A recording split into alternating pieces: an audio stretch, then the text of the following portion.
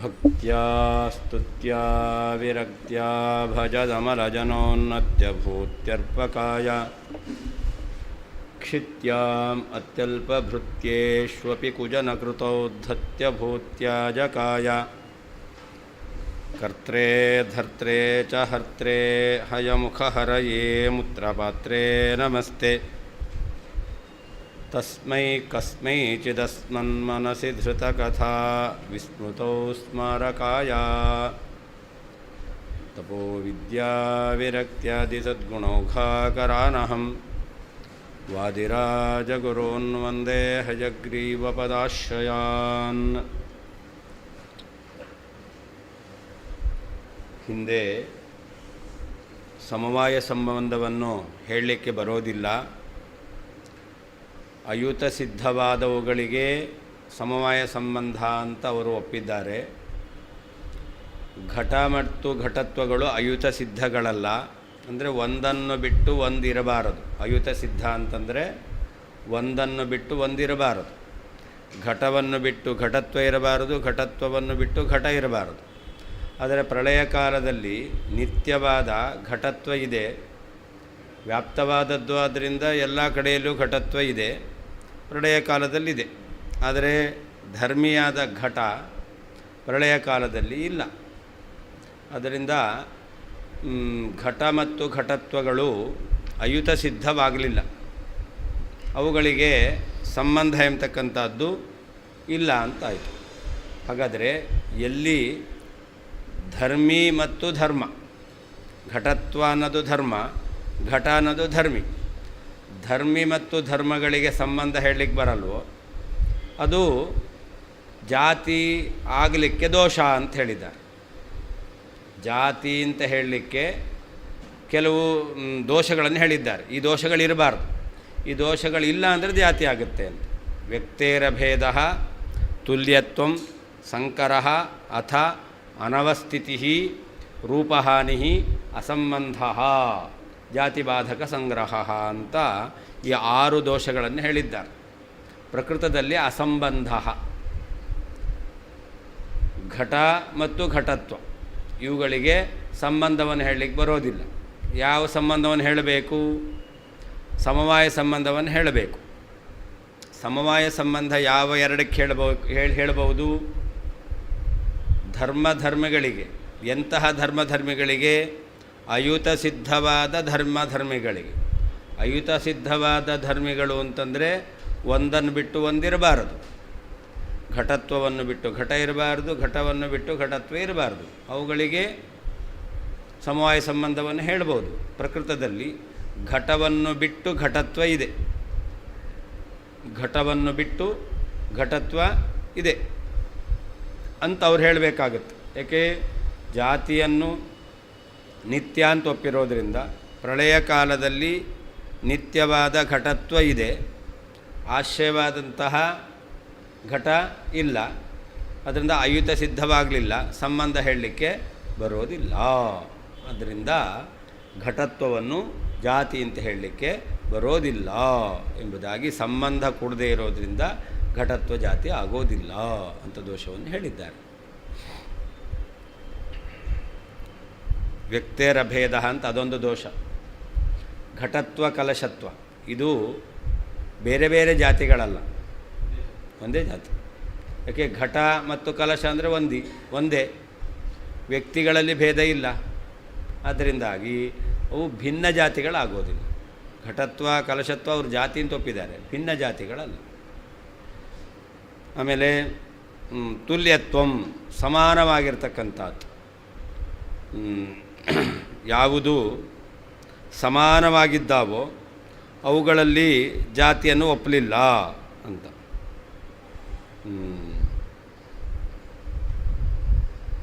ಸಮಾನವಾದದ್ದು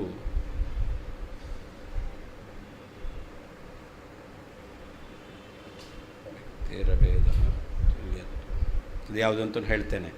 ಸಂಕರಹ ಅಂತ, ಸಾಂಕರ್ಯ ಅಂತ, ಒಂದು ಇನ್ನೊಂದು ಒಟ್ಟಿಗೆ ಇರತಕ್ಕಂಥದ್ದು, ಬಿಟ್ಟಿರತಕ್ಕಂಥದ್ದು, ಇದನ್ನು ಸಾಂಕರ್ಯ ಅಂತ ಹೇಳ್ತಾರೆ.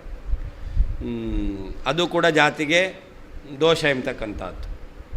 ಆಮೇಲೆ ಅನವಸ್ಥ, ಜಾತಿಯಲ್ಲಿ ಜಾತಿಯನ್ನು ಒಪ್ಪಿದ್ರೆ ಅದರಲ್ಲಿ ಪುನಃ ಜಾತಿ ಒಪ್ಪಿದ್ರೆ ಅದಕ್ಕೆ ಅನವಸ್ಥ, ಕೊನೆ ಇಲ್ಲ ಅಂತ ಆಗುತ್ತೆ ಅಂತ. ಆಮೇಲೆ ರೂಪಹಾನಿ, ವಿಶೇಷದಲ್ಲಿ ಜಾತಿಯನ್ನು ಒಪ್ಪಿದ್ರೆ, ವಿಶೇಷದಲ್ಲಿ ವಿಶೇಷ ಅಂತ ನಾವು ಒಪ್ಪಿರೋದಲ್ಲ, ಪರಮಾಣುಗಳಲ್ಲಿ ಮಾತ್ರ ಒಪ್ಪಿದ್ದಾರೆ. ನಾವು ಸಕಲ ಪದಾರ್ಥಗಳಲ್ಲಿ ವಿಶೇಷವನ್ನು ಒಪ್ಪಿದ್ದೇವೆ. ಅವರು 2 ಪರಮಾಣುಗಳಿಗೆ ಭೇದವನ್ನು ಸಾಧನೆ ಮಾಡಬೇಕು. ಆ 2 ಪರಮಾಣುಗಳಿಗೆ ಭೇದವನ್ನು ಸಾಧನೆ ಮಾಡಲಿಕ್ಕೋಸ್ಕರ ವಿಶೇಷವನ್ನು ಒಪ್ಪಿದ್ದಾರೆ.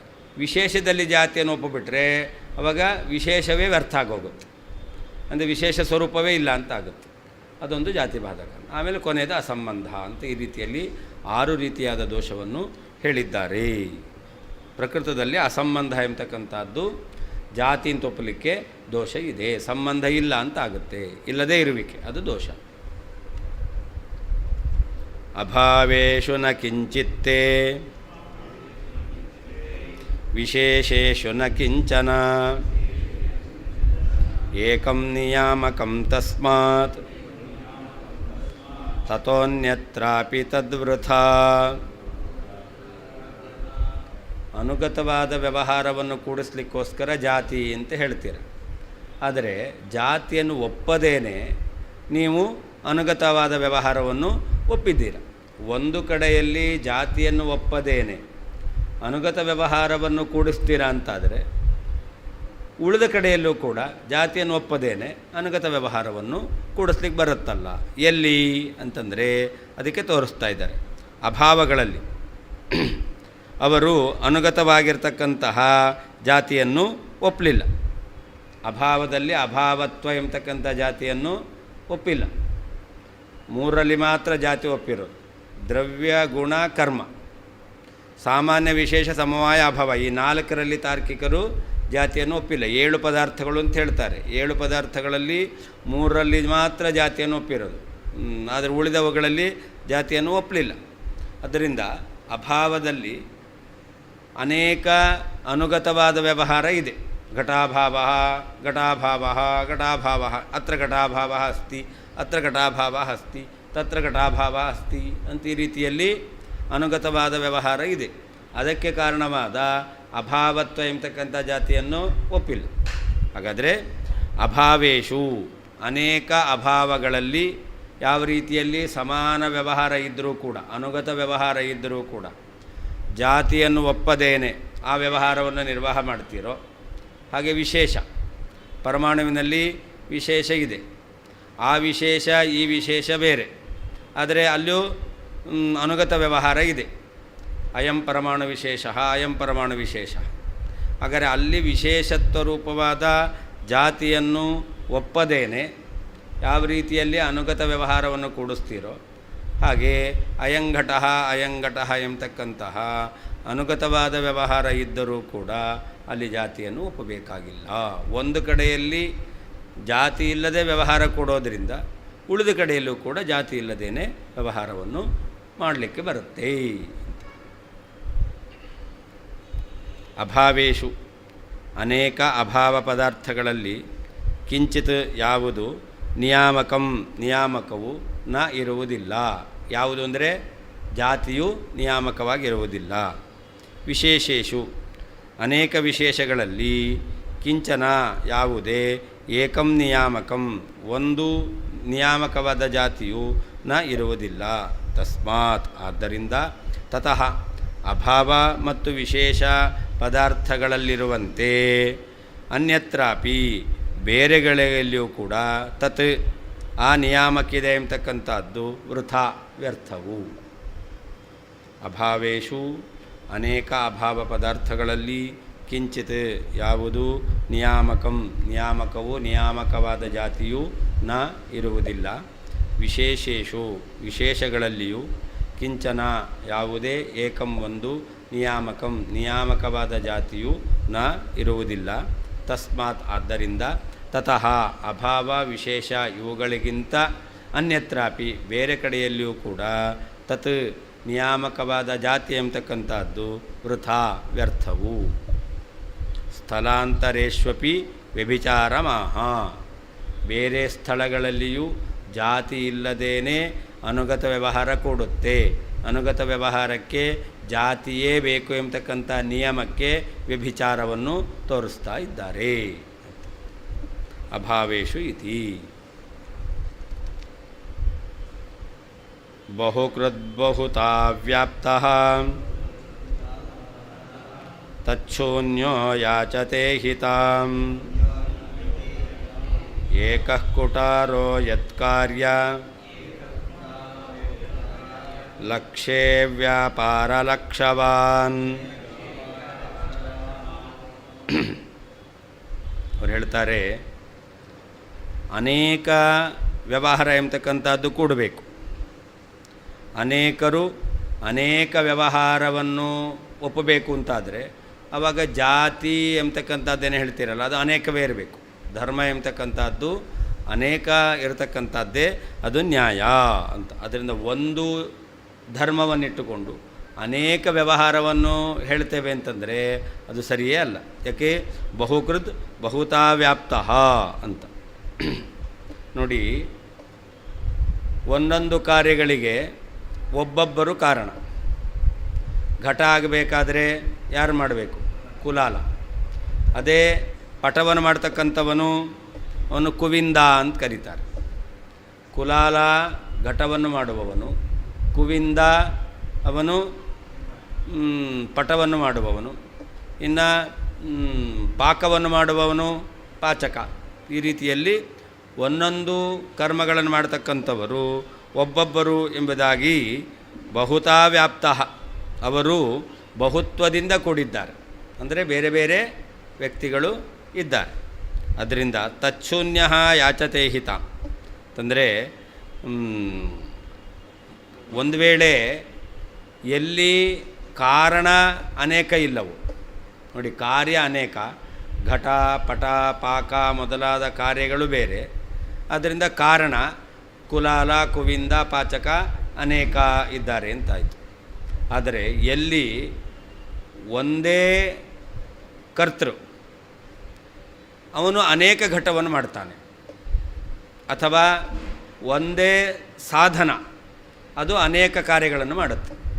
ಈಗ ಕುಠಾರ ಇದೆ, ಕುಠಾರ ಒಂದೇ ಕುಠಾರದಿಂದ ಅನೇಕ ಮರಗಳನ್ನು ಕಡಿತೇವೆ. ನೀವೇನು ಹೇಳಿದಿರಿ? ಕಾರ್ಯ ಅನೇಕ ಅಂತಾದರೆ ಕಾರಣ ಅನೇಕ ಇರಬೇಕು ಅಂತ.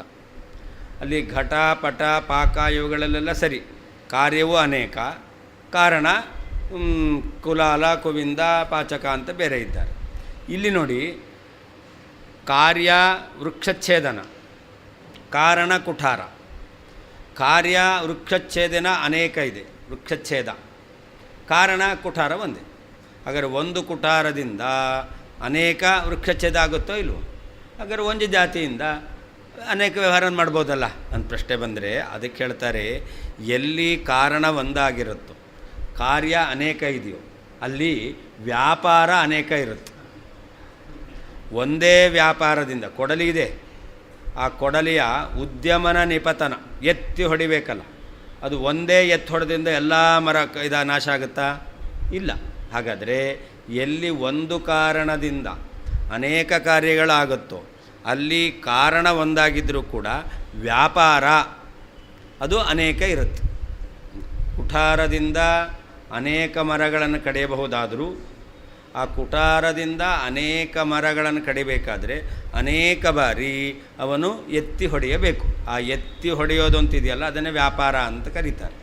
ಅದರಿಂದ ಎಲ್ಲಿ ಕಾರ್ಯ ಅನೇಕ ಇರುತ್ತೋ ಅಲ್ಲಿ ಕಾರಣ ಎಂಬತಕ್ಕಂಥದ್ದು ಅನೇಕ ಆಗಿರಲೇಬೇಕು. ಪ್ರಕೃತದಲ್ಲಿ ವ್ಯವಹಾರ ಎಂಬತಕ್ಕಂಥದ್ದು ಅನೇಕ. ಹಾಗಾದರೆ ಅದಕ್ಕೆ ಕಾರಣವಾಗಿರ್ತಕ್ಕಂಥ ಯಾವುದು ಜಾತಿ ಒಂದು ಅಂತಿರಲ್ಲ, ಅದು ಸರಿಯಲ್ಲ, ಅದು ಅನೇಕವೇ ಆಗಿರಬೇಕು. ಅದೇ ಅಂತೂ ಕಾರಣ ವ್ಯಾಪಾರವು ಬಹು ಆಗಲಿಲ್ಲ ಅಂದರೆ ಕಾರ್ಯ ಬಹು ಆಗಲ್ಲ. ಪ್ರಕೃತದಲ್ಲಿ ಅಂದರೆ ಕಾರಣವಾದದ್ದು ಅನೇಕ ಇದ್ರೇ ಕಾರ್ಯದಲ್ಲಿ ಬಹುತ್ವವನ್ನು ಕಾಣ್ತೇವೆ. ಅದರಿಂದ ಎಲ್ಲಿ ನೀವು ಕಾರ್ಯದಲ್ಲಿ ಬಹುತ್ವವನ್ನು ಒಪ್ತೇರೋ ಕಾರಣದಲ್ಲಿ ಬಹುತ್ವವನ್ನು ಒಪ್ಪಲೇಬೇಕು. ಅದರ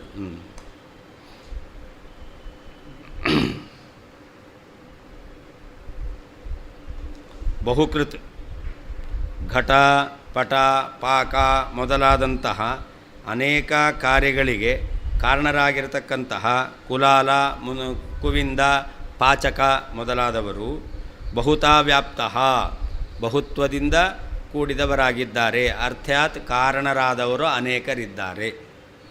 ಯತ್ ಯಾವ ಕಾರಣದಿಂದ ಕಾರ್ಯಲಕ್ಷೆ ಅನೇಕ ಕಾರ್ಯಗಳಿಗಾಗಿ ಏಕಃ ಒಂದು ಕುಠಾರಃ ಕೊಡಲಿಯು ವ್ಯಾಪಾರಲಕ್ಷವಾನ್ ಅನೇಕ ವ್ಯಾಪಾರಗಳ ಅಪೇಕ್ಷೆ ಉಳ್ಳದ್ದಾಗಿದೆಯೋ ತತ್ ಆ ಕಾರಣದಿಂದ ತಚ್ಛೂನ್ಯ ಬಹುತ್ವ ಇಲ್ಲದೇ ಇರತಕ್ಕಂತಹ ಕಾರಣವು ತಾಂ ವ್ಯಾಪಾರದಲ್ಲಿ ಬಹುತ್ವವನ್ನು ಯಾಚತೆ ಅಪೇಕ್ಷಿಸುತ್ತದೆ. ಬಹುಕೃತಿ ಘಟ, ಪಟ, ಪಾಕ ಮೊದಲಾದಂತಹ ಅನೇಕ ಕಾರ್ಯಗಳಿಗೆ ಕಾರಣರಾದಂಥ ಕುಲಾಲ, ಕುವಿಂದ, ಪಾಚಕ ಮೊದಲಾದವರು ಬಹುತಾ ವ್ಯಾಪ್ತಃ ಅವರು ಅನೇಕ ವ್ಯಕ್ತಿಗಳು ಎಂಬುದಾಗಿ ಬಹುತ್ವದಿಂದ ಕೂಡಿದ್ದಾರೆ. ಯತ್ ಯಾವ ಕಾರಣದಿಂದ ಕಾರ್ಯಲಕ್ಷೆ ಕಾರ್ಯವು ಲಕ್ಷ ಸಂಖ್ಯಾಕವಾಗಿದ್ದಾಗ ಅನೇಕ ಸಂಖ್ಯಾಕವಾಗಿದ್ದಾಗ ಏಕಃ ಒಂದು ಕುಠಾರಃ ಕೊಡಲಿಯು ವ್ಯಾಪಾರ ಲಕ್ಷವಾನ್ ಲಕ್ಷ ಸಂಖ್ಯಾಕವಾದ ವ್ಯಾಪಾರ ಉಳ್ಳದ್ದಾಗಿರುತ್ತದೆ. ಅರ್ಥಾತ್ ಅನೇಕ ಸಂಖ್ಯಾಕವಾದ ವ್ಯಾಪಾರ ಉಳ್ಳದ್ದಾಗಿರುತ್ತದೆ. ತತ್ ಆ ಕಾರಣದಿಂದ ತಚ್ಛೂನ್ಯ ಬಹುತ್ವ ಇಲ್ಲದ ಕಾರಣತ್ವವು ಅಂದರೆ ಕಾರಣವಾದದ್ದು ಅನೇಕ ಇಲ್ಲ ಅಂತಾದರೆ ತಾಂ ಆ ವ್ಯಾಪಾರದಲ್ಲಿ ಅನೇಕತ್ವವನ್ನು ಯಾಚತೆ ಅಪೇಕ್ಷಿಸುತ್ತದೆ. ಅನೇಕೇಷಾಂ ಅನೇಕ ವ್ಯವಹಾರ ಉಪಯೋಗಿ ಜಾತೆ ಅನೇಕತೈವ ನ್ಯಾಯ ನತು ಏಕತಾ ಇತ್ಯೇತತ್ ಸದೃಷ್ಟಾಂತಮಾಹ.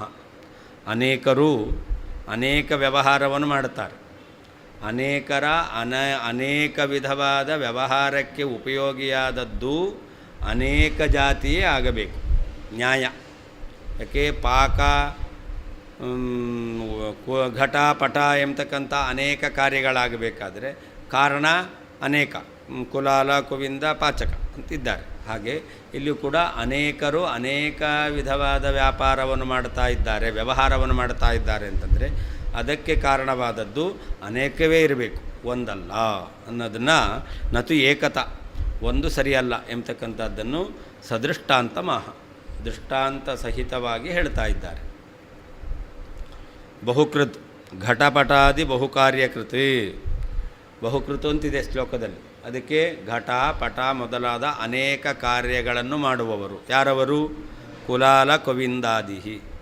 ಘಟವನ್ನು ಮಾಡುವವನು ಕುಲಾಲ, ಪಟವನ್ನು ಮಾಡುವವನು ಕುವಿಂದ, ಇವರೇ ಮೊದಲಾದವರು. ಆಮೇಲೆ ಶ್ಲೋಕದಲ್ಲಿ ಯಾಚತೆ ಹಿ ತಾಮ್ ಅಂತಿದೆ. ತಾಮ್ ಅಂದ್ರೇನು?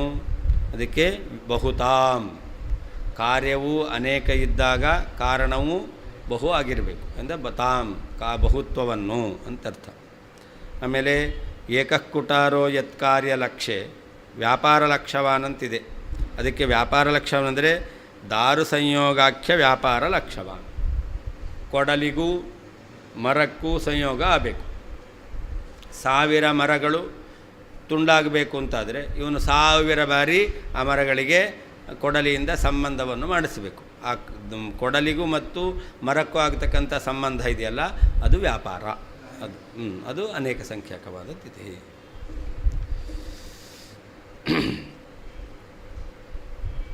ತಸ್ಮಾದನೇಕ ಕಾರ್ಯೇಷು ಕಸ್ಮಾದೇಕೋ ವಿಮೃಗ್ಯತೆ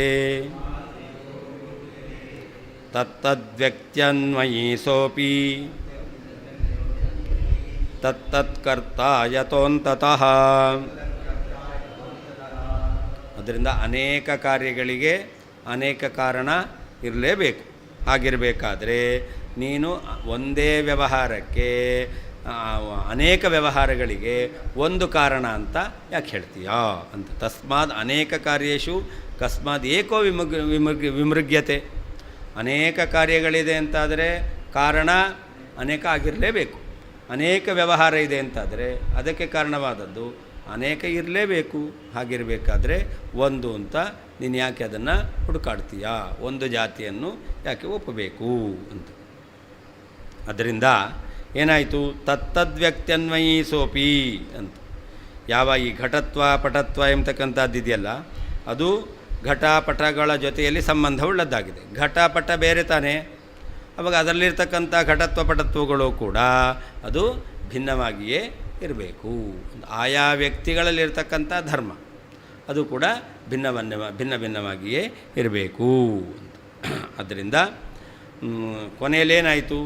ಆಯಾ ವಸ್ತುಗಳಲ್ಲಿ ಧರ್ಮಿಗಳಲ್ಲಿ ಪ್ರತ್ಯೇಕವಾಗಿ ಇರತಕ್ಕಂಥ ಧರ್ಮ ಅದು ವ್ಯವಹಾರಕ್ಕೆ ಕಾರಣವಾಗುತ್ತೆ. ಹಾಗೆ ನಾವು ಹೇಳುವ ರೀತಿಯಲ್ಲಿ ಎಲ್ಲ ಪದಾರ್ಥಗಳಲ್ಲಿ ಎಲ್ಲ ಧರ್ಮಿಗಳಲ್ಲಿ ಪ್ರತ್ಯೇಕವಾದ ಧರ್ಮಗಳಿದೆ ಅನ್ನೋದನ್ನು ನೀನು ಒಪ್ಪಬೇಕು. ಜಾತಿಯನ್ನು ಒಪ್ಪೋದು ಸರಿಯಲ್ಲ.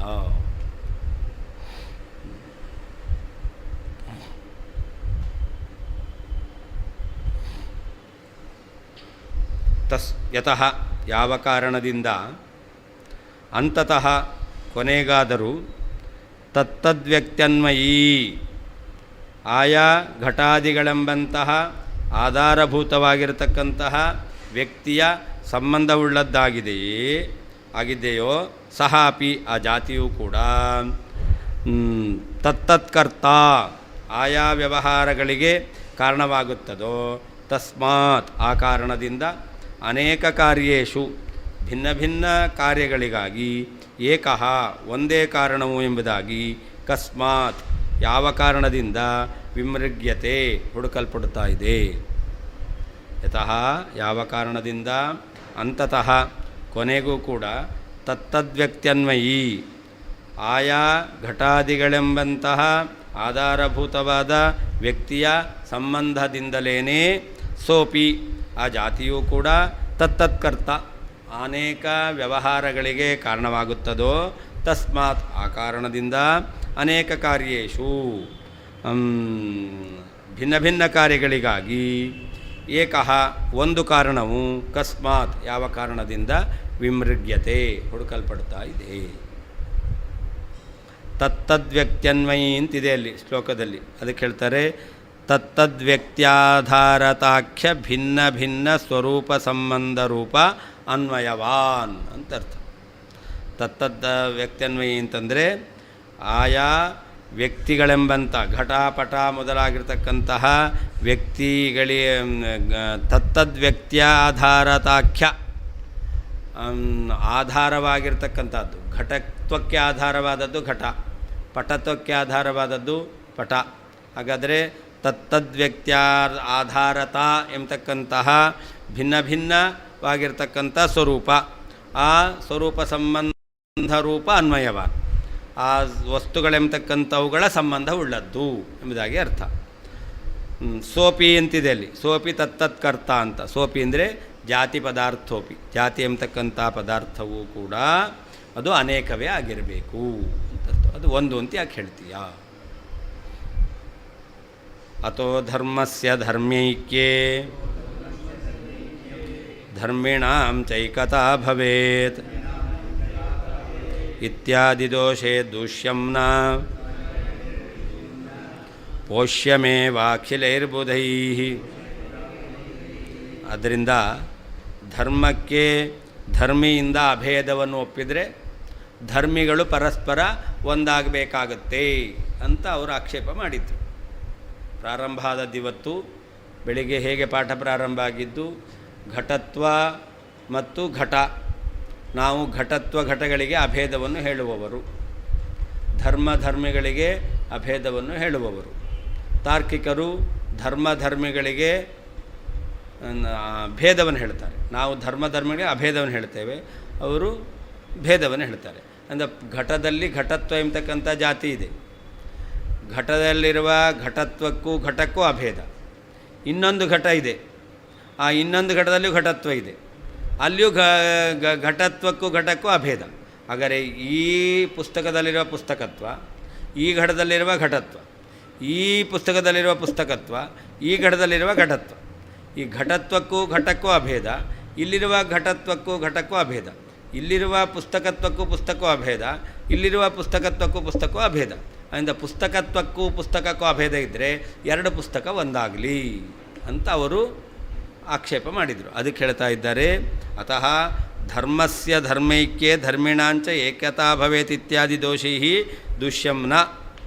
ಧರ್ಮ ಅದು ಧರ್ಮಿಗಳಿಗೆ ಐಕ್ಯವನ್ನು ಒಪ್ಪಿದರೆ ಆವಾಗ ಧರ್ಮಿಣಾಂಚ ಏಕತ, ಎರಡು ಘಟಗಳು ಕೂಡ ಒಂದಾಗಬೇಕಾದೀತು ಎಂಬುದಾಗಿ ಏನು ನೀವು ದೋಷವನ್ನು ಹೇಳಿದ್ರಿ, ಆ ದೋಷ ಹೇಳಲಿಕ್ಕೆ ಬರೋದಿಲ್ಲ. ನ ದೂಷ್ಯಂ, ಆ ರೀತಿಯಾದ ದೋಷವನ್ನು ಹೇಳಲಿಕ್ಕೆ ಸಾಧ್ಯವೇ ಇಲ್ಲ. ಮತ್ತೇನು ಮಾಡಬೇಕು? ಧರ್ಮಗಳಿಗೆ ಅಭೇದ ಎಂಬತಕ್ಕಂಥದ್ದನ್ನು ಪೋಷ್ಯಂ, ನೀವು ಕೂಡ ಅದನ್ನು ಒಪ್ಪಿಕೊಳ್ಳೇಬೇಕು. ಯಾರು? ಅಖಿಲೈಹಿ ಬುಧೈಹಿ, ಯಾರು ವಿವೇಕಿಗಳು ಅಂತಿದ್ದಾರೋ ಅವರೆಲ್ಲ ಧರ್ಮಗಳಿಗೆ ಅಭೇದ ಎಂಬತಕ್ಕಂಥದ್ದನ್ನು ಒಪ್ಪಿಕೊಳ್ಳಲೇಬೇಕು.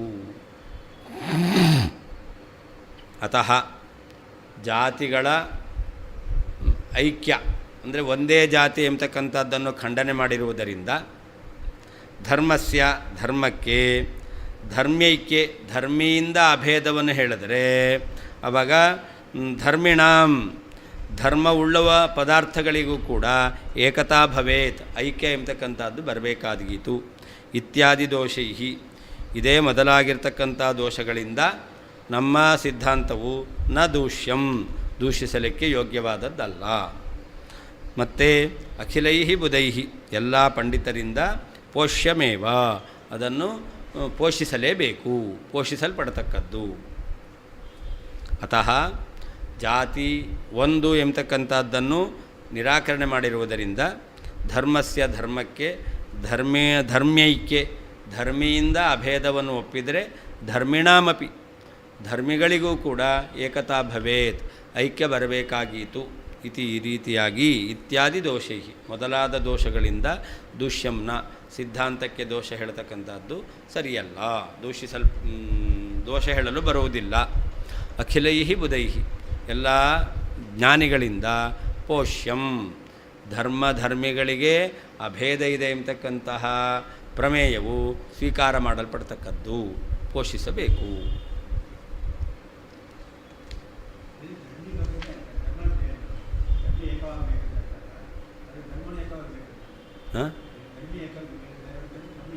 ಅವರು ಧರ್ಮ ಒಂದು ಅಂದರೆ ಜಾತಿ ಅಂತ ಇಟ್ಕೊಂಡಿದ್ದರು, ಅವರು ಜಾತಿಗೆ ಅಭೇದವನ್ನು ಒಪ್ಪಿದ್ದಾರೆ.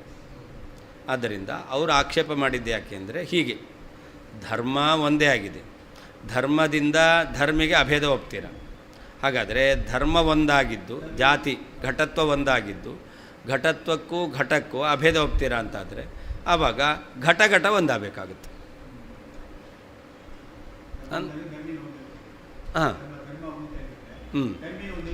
ಅಲ್ಲ, ಧರ್ಮಗಳಿಗೆ ಅಭೇದ ಇದೆ, ಧರ್ಮಗಳಿಗೆ ಅಭೇದ ಇದ್ದರೆ ಆವಾಗ ಘಟತ್ವವುಳ್ಳಂಥ ಘಟ ಅದಕ್ಕೆ ಅಭೇದ ಇದೆ, ಘಟತ್ವವುಳ್ಳಂಥ ಘಟ ಅಭೇದ ಇದೆ. ಆವಾಗ ಏನಾಯಿತು, ಈ ಎರಡು ಘಟಗಳು ಕೂಡ ಒಂದು ಅಂತ ಬೇಕಾದೀತು.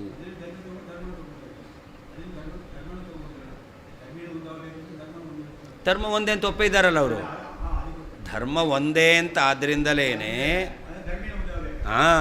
ಅವರು ಹೇಳ್ತಕ್ಕಂಥದ್ದು ಅದು ಧರ್ಮ ಒಂದು, ಯಾಕೆ ಜಾತಿ, ಆದ್ದರಿಂದಾಗಿ ಧರ್ಮಿ ಒಂದಾಗಬೇಕಾದೀತು. ಅದಕ್ಕೆ ನಾವು ಹೇಳೋದು ಧರ್ಮ ಒಂದಲ್ಲ ಅಂತ ನಾವು ಸಿದ್ಧಾಂತ ಮಾಡಿದ್ದು. ಧರ್ಮಕ್ಕೆ ಐಕ್ಯವನ್ನು ಇಟ್ಕೊಂಡೇ ಆಕ್ಷೇಪ ಮಾಡಿತ್ತು. ಜಾತೇ ಏಕತ್ವ ಖಂಡನಸ್ಯ ಪ್ರಕೃತ ಉಪಯೋಗಂ ದರ್ಶಯತಿ, ಜಾತಿಯು ಒಂದಲ್ಲ ಅಂತ ಒಂದು ಅನ್ನೋದನ್ನು ಖಂಡನೆ ಮಾಡೋದು. ಅದಕ್ಕೆ ಪ್ರಕೃತದಲ್ಲಿ ಅದರ ಉಪಯೋಗ ಏನು ಅಂತಂದರೆ ಅತಃ ಜಾತ್ಯೈಕ್ಯ ಖಂಡನಾತ್, ಜಾತಿ ಒಂದೇ ಎಂಬತಕ್ಕಂಥದ್ದನ್ನು ನಿರಾಕರಣೆ ಮಾಡಿದ್ದೇವೆ. ಆದ್ದರಿಂದ ಧರ್ಮೈಕ್ಯಂ ದೂಷ್ಯಂ ನ ಇತಿ ಸಂಬಂಧ, ಅಂದ ಧರ್ಮಿಗಳಿಗೆ ಎರಡು ಧರ್ಮಿಗಳು ಒಂದಾಗಬೇಕು ಎಂಬುದಾಗಿ ದೋಷ ಹೇಳಲಿಕ್ಕೆ ಬರೋದಿಲ್ಲ. ಏವಂ ಧರ್ಮಾನ್ ಪೃಥಕ್ ಪಶ್ಯನ್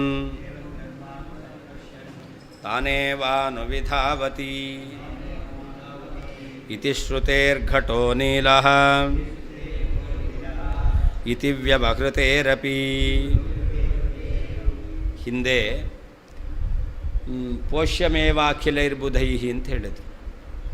ಧರ್ಮಕ್ಕೂ ಧರ್ಮಿಗೂ ಅಭೇದ ಇದೆ ಎಂಬತಕ್ಕಂಥದ್ದನ್ನು ಎಲ್ಲ ಜ್ಞಾನಿಗಳು ಅದನ್ನು ಒಪ್ಪಿಕೊಳ್ಳಲೇಬೇಕು ಅಂತ. ಯಾಕೆ ಅನ್ನೋದನ್ನು ಹೇಳ್ತಾ ಇದ್ದಾರೆ. ಉಪನಿಷತ್ತಿನಲ್ಲಿ ಕಠೋಪನಿಷತ್ತಿನಲ್ಲಿ ಬರತಕ್ಕಂತಹ ಒಂದು ಮಾತು, ಏವಂ ಧರ್ಮಾನ್ ಪೃಥಕ್ ಪಶ್ಯನ್ ತಾನೇವಾನು ವಿಧಾವತಿ ಅಂತ. ಯಾರು ಭಗವಂತನಿಗೂ ಭಗವಂತನ ಧರ್ಮಗಳಿಗೂ ಭೇದವನ್ನು ತಿಳಿತಾನೋ ಅದಕ್ಕೆ ಒಂದು ಉದಾಹರಣೆ ಕೊಡ್ತಾರೆ. ಪರ್ವತೇಶು ವೃಷ್ಟಂ, ಪರ್ವತಗಳಲ್ಲಿ ಬಿದ್ದಿರತಕ್ಕಂಥ ನೀರು ಅದು ಯಾವ ರೀತಿಯಲ್ಲಿ ಕೆಳಗೆ ಹೋಗುತ್ತೋ ಹಾಗೆ ಭಗವಂತನ ಧರ್ಮಗಳನ್ನು ಯಾರು ಭಿನ್ನ ಎಂಬುದಾಗಿ ತಿಳಿತಾ ಇದ್ದಾರೋ, ಪರಮಾತ್ಮನಿಂದ ಭಿನ್ನ ಎಂಬುದಾಗಿ ತಿಳಿತಾ ಇದ್ದಾರೋ ಅವರು ಕೂಡ ಕೆಳಗೆ ಹೋಗ್ತಾರೆ ಅಂತ ಹೇಳ್ತಾ ಇದ್ದಾರೆ. ಇಲ್ಲಿ ಇದೊಂದು ವಾಕ್ಯ, ಪರಮಾತ್ಮನಲ್ಲಿರತಕ್ಕಂತಹ ಧರ್ಮಗಳನ್ನು ಪೃಥಕ್ ಪಶ್ಯನ್, ಭಿನ್ನವಾದವುಗಳು, ಪರಮಾತ್ಮನಿಂದ ಭೇದವುಳ್ಳದ್ದು, ಪರಮಾತ್ಮನಿಗೂ ಧರ್ಮಕ್ಕೂ ಭೇದ ಇದೆ ಎಂಬುದಾಗಿ ಯಾರು ತಿಳಿತಾರೋ ಅವನು ತಾನೇವಾನು ವಿಧಾವತ್, ಅಧಃಪತನವನ್ನು ಅಂದರೆ ಅಂಧಂತಮಸ್ಸನ್ನು ಹೊಂದುತ್ತಾನೆ ಎಂಬುದಾಗಿ ಶ್ರುತಿ ಹೇಳ್ತಾ ಇದೆ. ಹಾಗೆ ಇದು ಒಂದು ಕಾರಣ. ಎರಡನೇದು, ವ್ಯವಹಾರ ಏನಿದೆ, ನೀಲಃ ಘಟಃ ಅಂತಿದೆ. ವ್ಯವಹಾರ ಇರೋದು ನೀಲಃ ಘಟಃ. ಏನರ್ಥ ಅದಕ್ಕೆ?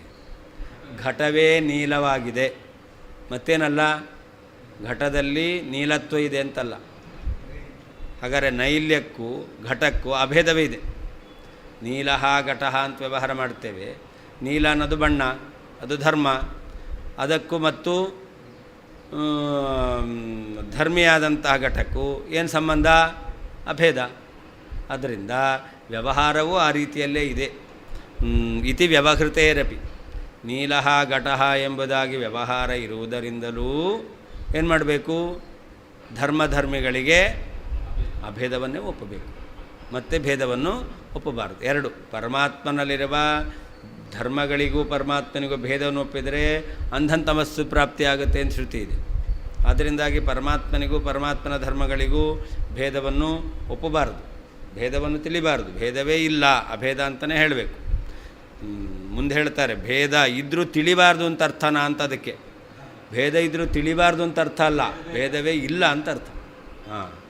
ಹಾಗೆ ನೀಲಃ ಘಟಃ ಅಂತ ವ್ಯವಹಾರವೂ ಇದೆ. ಅದರಿಂದ ನೈಲ್ಯ ಉಳ್ಳ ಘಟಕ್ಕೂ ನೈಲ್ಯ ಬಣ್ಣಕ್ಕೂ ಏನು ಹೇಳಬೇಕು? ಅಭೇದವನ್ನೇ ಹೇಳಬೇಕು.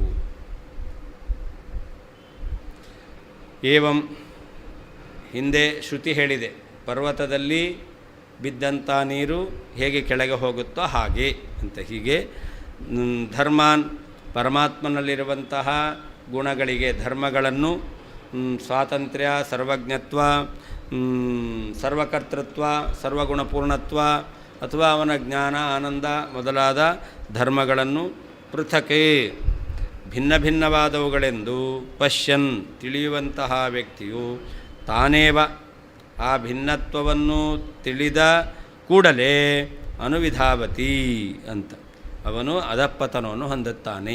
ಈ ರೀತಿಯಲ್ಲಿ ಶ್ರುತೇಹೇ ವೇದರೂಪ ಪ್ರಮಾಣ ಇರುವುದರಿಂದಲೂ ಅಪಿಚ ಅಲ್ಲದೇನೆ ನೀಲಃ ಘಟಃ, ಘಟವು ನೀಲವಾಗಿದೆ ಎಂಬುದಾಗಿ ವ್ಯವಹೃತೇಹೇ ಅಭೇದ ವ್ಯವಹಾರ ಇರುವುದರಿಂದಲೂ ಧರ್ಮಿಗಳಿಗೆ ಐಕ್ಯ ಎಂಬತಕ್ಕಂಥದ್ದು ಸಿದ್ಧವಾಗುತ್ತದೆ. ಏವಂ, ಪರ್ವತದಲ್ಲಿ ಬಿದ್ದಂಥ ನೀರು ಹೇಗೆ ಕೆಳಗೆ ಹೋಗುತ್ತದೋ ಹಾಗೆಯೇ ಧರ್ಮಾನ್, ಪರಮಾತ್ಮನಲ್ಲಿರುವಂತಹ ಸರ್ವಜ್ಞತ್ವ, ಸರ್ವಗುಣಪೂರ್ಣತ್ವ, ಸ್ವಾತಂತ್ರ್ಯ, ಸರ್ವಶಕ್ತಿ ಮೊದಲಾಗಿರ್ತಕ್ಕಂತಹ ಗುಣಗಳನ್ನು ಪೃಥಕ್ ಭಿನ್ನ ಭಿನ್ನವಾದವುಗಳು ಎಂಬುದಾಗಿ ಪಶ್ಯನ್ ತಿಳಿಯುವಂತಹ ವ್ಯಕ್ತಿಯು ತಾನ್ ಏವ ಆ ಭಿನ್ನತ್ವವನ್ನು ತಿಳಿದ ಕೂಡಲೇ ಅನುವಿಧಾವತಿ ಅಧಃಪತನವನ್ನು ಹೊಂದುತ್ತಾನೆ. ಈ ರೀತಿಯಲ್ಲಿ ಶ್ರುತೇಹೇ ವೇದ ಪ್ರಮಾಣ ಇರುವುದರಿಂದ ಅಪಿಚ ಅಲ್ಲದೇನೆ ನೀಲಃ ಘಟಃ, ಘಟವೂ ನೀಲವಾಗಿದೆ ಎಂಬುದಾಗಿ ವ್ಯವಹೃತೇರಪಿ ವ್ಯವಹಾರ ಇರುವುದರಿಂದಲೂ ಧರ್ಮಿಗಳಿಗೆ ಅಭೇದವೇ ಎಂಬುದಾಗಿ ಸಿದ್ಧವಾಗುತ್ತದೆ. ಪೋಷ್ಯತ್ವೇ ಹೇತುದ್ವಯಮಾಹ,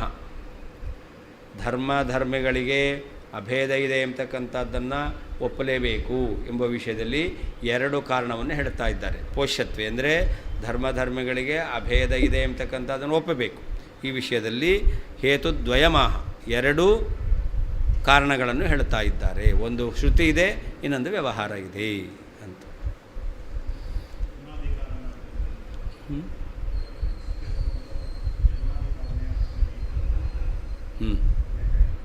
ಧರ್ಮ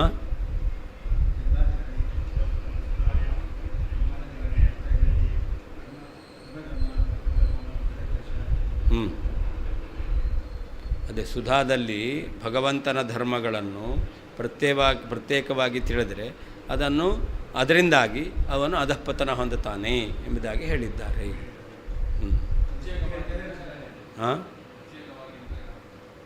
ಭಗವಂತ ಬೇರೆ, ಧರ್ಮ ಬೇರೆ.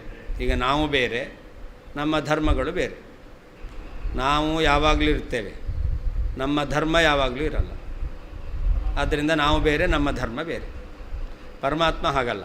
ಅವನಿರುವಷ್ಟು ಕಾಲ ಅವನ ಧರ್ಮ ಇದ್ದೇ ಇರುತ್ತೆ. ಅವನ ಧರ್ಮ ಇದ್ದರೆ ಅವನು ಇದ್ದೇ ಇರ್ತಾನೆ.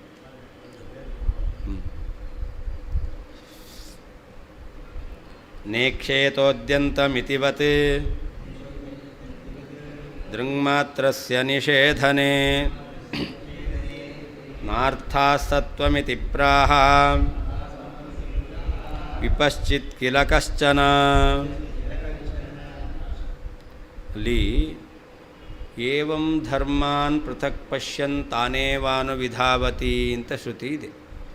ಅದಕ್ಕೇನರ್ಥ ಅಂತಂದರೆ ಪರಮಾತ್ಮನಿಗೂ ಧರ್ಮಗಳಿಗೂ ಭೇದ ಇಲ್ಲ ಅಂತಲ್ಲ, ಭೇದವನ್ನು ತಿಳಿಯಬಾರದು ಅಂತ ಅರ್ಥ.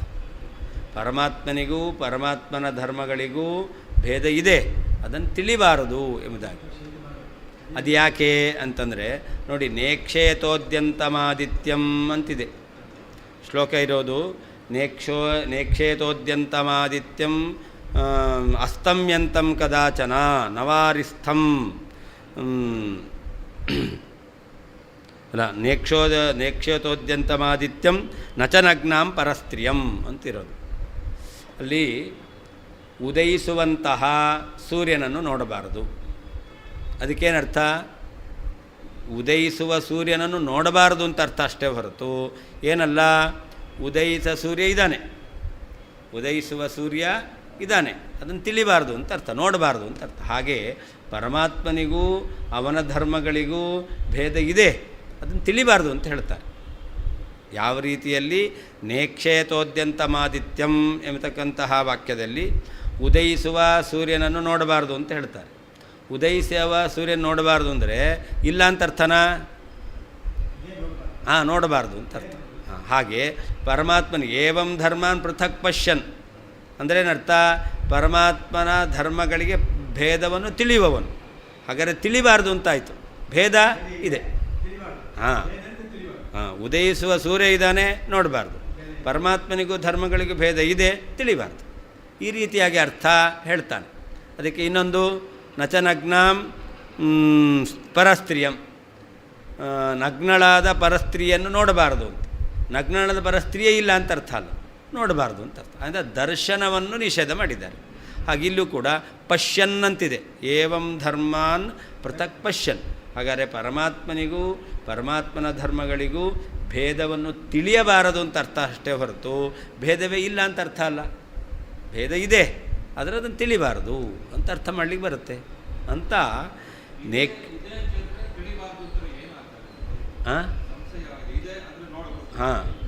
ಅದೇ ಈಗ ಉದಯಿಸುವಂತಹ ಸೂರ್ಯ ಯಾರು ಸ್ನಾತಕನಾಗಿದ್ದಾನೋ ಅವನಿಗೆ ಹೇಳಿತು, ಉದಯಿಸುವಂಥ ಸೂರ್ಯವನ್ನು ನೋಡಬಾರ್ದು ಅಂತ. ಸ್ನಾತಕನಾದವನು, ಅದು ಅವನಿಗೆ ಪಾಪಕಾರಕ. ಹಾಗೆ ಪರಮಾತ್ಮನಿಗೂ ಪರಮಾತ್ಮನ ಧರ್ಮಗಳಿಗೂ ಭೇದ ಇದೆ, ತಿಳಿಬಾರ್ದು. ತಿಳಿದರೆ ಪಾಪ ಬರುತ್ತೆ. ಪರಸ್ತ್ರೀ ನಗ್ನಳಾಗಿದ್ದಂತೆ ನೋಡಿದ್ರೆ ಅದರಿಂದ ಪಾಪ ಬರುತ್ತೆ. ನಗ್ನಳಾದ ಪರಸ್ತ್ರೀ ಇದ್ದಾಳೆ, ನೋಡಬಾರ್ದು, ನೋಡೋದ್ರಿಂದ ಪಾಪ.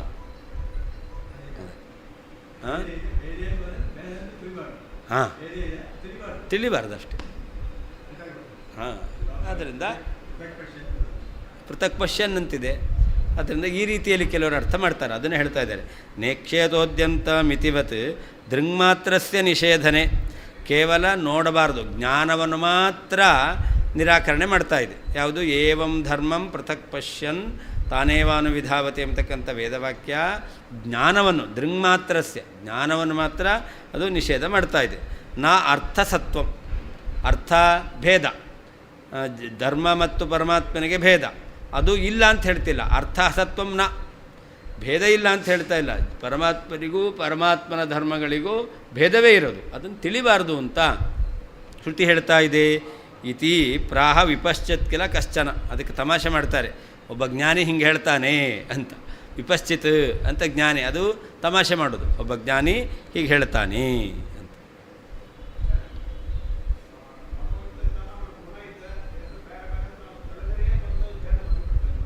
ಹಾಂ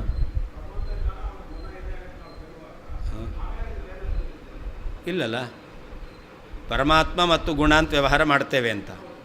ಸಕ್ಕರೆ ಮತ್ತು ಸಿಹಿ ಅಂತ ಹೇಳ್ತೀರಾ,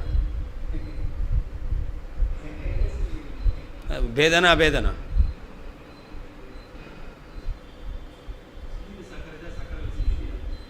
ಹಾಂ, ನೀ ಮಾಯೆಯೋ ನಿನ್ನಳು ಮಾಯೆಯೋ ಏನು ಹೇಳ್ತೀರಾ? ಹಾಗೆ ತಾನೇ. ಹಾಗೆ ಪರಮಾತ್ಮ ಮತ್ತು ಪರಮಾತ್ಮನ ಧರ್ಮಗಳು ಅಂತ ವ್ಯವಹಾರ ಮಾಡ್ತೇವೆ. ಪರಮಾತ್ಮ ಪರಮಾತ್ಮನ ಗುಣಗಳು ಅಂತ ವ್ಯವಹಾರ ಮಾಡ್ತೇವೆ. ವ್ಯವಹಾರ ಇದ್ದ ಮಾತ್ರಕ್ಕೆ ಭೇದ ಇರಬೇಕು ಅಂತಿಲ್ಲ. ವ್ಯವಹಾರ ಇದ್ದ ಮಾತ್ರಕ್ಕೆ ಭೇದವೇ ಇರಬೇಕು ಅಂತಿಲ್ಲ. ವಿಶೇಷದಿಂದ ವ್ಯವಹಾರವನ್ನು ಕೊಡಿಸ್ಲಿಕ್ಕೆ ಬರುತ್ತೆ. ಪರಮಾತ್ಮ ಅವನ ಗುಣಗಳಿಗೆ ಅಭೇದವೇ ಇರೋದು, ಆದರೆ ಪರಮಾತ್ಮ ಗುಣವುಳ್ಳವನು ಅಂತ ವ್ಯವಹಾರ ಮಾಡ್ತೇವೆ, ಅದು ವಿಶೇಷದಿಂದ. ಹಾಂ ಐಕೊಂಡನು.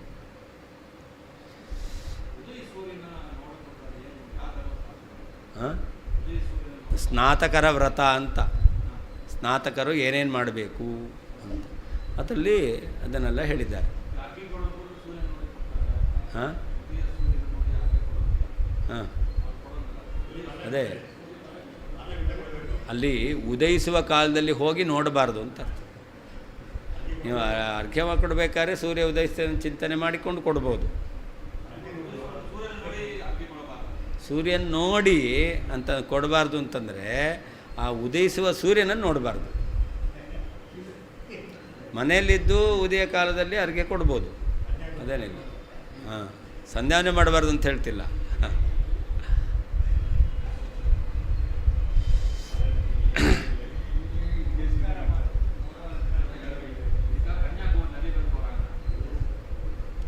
ಅದೇ ಸನ್ಸೆಟ್ಟು ಇದನ್ನೆಲ್ಲ ನೋಡಬಾರ್ದು ಅಂತ. ಹಾಂ, ಸನ್ರೈಸು ಸನ್ಸೆಟ್ಟು ಇದನ್ನೆಲ್ಲ ನೋಡಬಾರ್ದು. ಉಳಿದವ್ರು ನೋಡ್ಬೋದು, ಅದೆಲ್ಲ ಸರಿ. ಇವು ಸ್ನಾತಕರಾದವರಿಗೆ ಹೇಳ್ತಕ್ಕಂಥ ವ್ರತ ಅದು. ಅಧ್ಯಯನ ಮುಗಿದು ಮದುವೆ ಆಗಲಿಲ್ಲ, ಆ ಸಂದರ್ಭದಲ್ಲಿರ್ತಕ್ಕಂಥವರು ವೇದಾಧ್ಯಯನ ಶಾಸ್ತ್ರಾಧ್ಯಯನ ಮಾಡಿದ್ದಾನೆ, ಇನ್ನೂ ಮದುವೆ ಆಗಲಿಲ್ಲ, ಅವನು ಸ್ನಾತಕ, ಅವನು ಅನುಸರಿಸಬೇಕಾದ ಕೆಲವು ನಿಯಮಗಳು ಅಂತ ಶಾಸ್ತ್ರ ಹೇಳಿದೆ.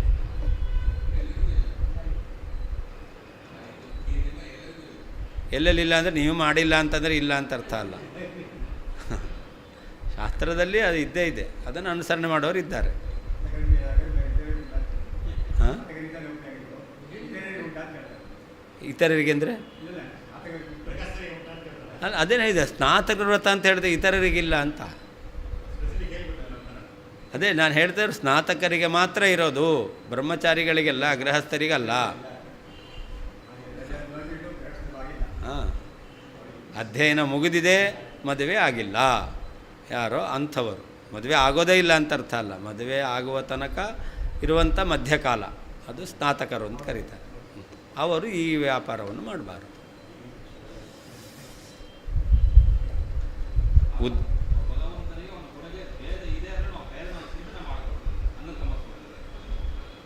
ಭೇದ ನಾವು ಹೇಳೋದು ಪರಮಾತ್ಮನಿಗೂ ಗುಣಗಳಿಗೂ ಭೇದ ಚಿಂತನೆಯನ್ನೂ ಮಾಡಬಾರ್ದು ಅಂತ.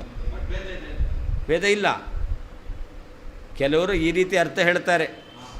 ಶ್ರುತಿ ಏವಂ ಧರ್ಮಾನ್ ಪೃಥಕ್ ಪಶ್ಯನ್ ಅಂತಿದೆ. ಈ ವಾಕ್ಯದ ಅರ್ಥ ಏನು? ಕೆಲವರು ಹೇಳೋದು ಪರಮಾತ್ಮನಿಗೂ ಧರ್ಮಗಳಿಗೂ ಭೇದ ಇದೆ, ಆದರೆ ಭೇದವನ್ನು ತಿಳಿಯಬಾರದು. ಹೇಗೆ ಸ್ನಾತಕನಾದವನು ಉದಯಿಸುವ ಸೂರ್ಯವನ್ನು ನೋಡಬಾರ್ದು ಅಂತ ಹೇಳ್ತಾರೆ. ಉದಯಿಸುವ ಸೂರ್ಯ ಇಲ್ವಾ? ಇದ್ದಾನೆ, ನೋಡಬಾರ್ದು ಅಂತ ಅರ್ಥ. ಹಾಗೆ ಏವಂ ಧರ್ಮಾನ್ ಪೃಥಕ್ ಪಶ್ಯನ್ ಅಂತಂದರೆ ಪರಮಾತ್ಮನ ಧರ್ಮಗಳಿಗೆ ಭೇದವನ್ನು ತಿಳಿಯಬಾರದು ಅಂತಷ್ಟೇ. ಭೇದ ಇದ್ದೇ ಇದೆ ಅಂತ ಈ ರೀತಿಯಲ್ಲಿ ಕೆಲವು ವಿಪಶ್ಚಿತ. ನಮ್ಮ ಸಿದ್ಧಾಂತ ಧರ್ಮಕ್ಕೂ ಪರಮಾತ್ಮನಿಗೂ ಅಭೇದವೇ. ಉದ್ಯಂತಂ ಉದಯಿಸಿರುವಂತಹ ಸೂರ್ಯನನ್ನು ನ ಈಕ್ಷೇತ ನೋಡಬಾರದು ಇತಿವತ್ ಈ ಶ್ರುತಿಯಂತೆ ದೃಗ್ಮಾತ್ರಸ್ಯ ಕಣ್ಣಿನಿಂದ ಬರತಕ್ಕಂತಹ ಜ್ಞಾನವನ್ನಷ್ಟೇ ನಿಷೇಧನೆ. ಏವಂ ಧರ್ಮಾನ್ ಪೃಥಕ್ ಪಶ್ಯನ್ ತಾನೇವಾನುವಿಧಾವತಿ ಎಂಬತಕ್ಕಂಥ ಶ್ರುತಿವಾಕ್ಯವು ನಿರಾಕರಣೆ ಮಾಡ್ತಾ ಇರುವುದರಿಂದ ಅರ್ಥ ಅಸತ್ವಂ ನ, ಆ ನಿಷೇಧಿಸಲ್ಪಡ್ತಕ್ಕಂತಹ ವಸ್ತುವೇ ಇಲ್ಲ ಅಂತ ಆಗುವುದಿಲ್ಲ.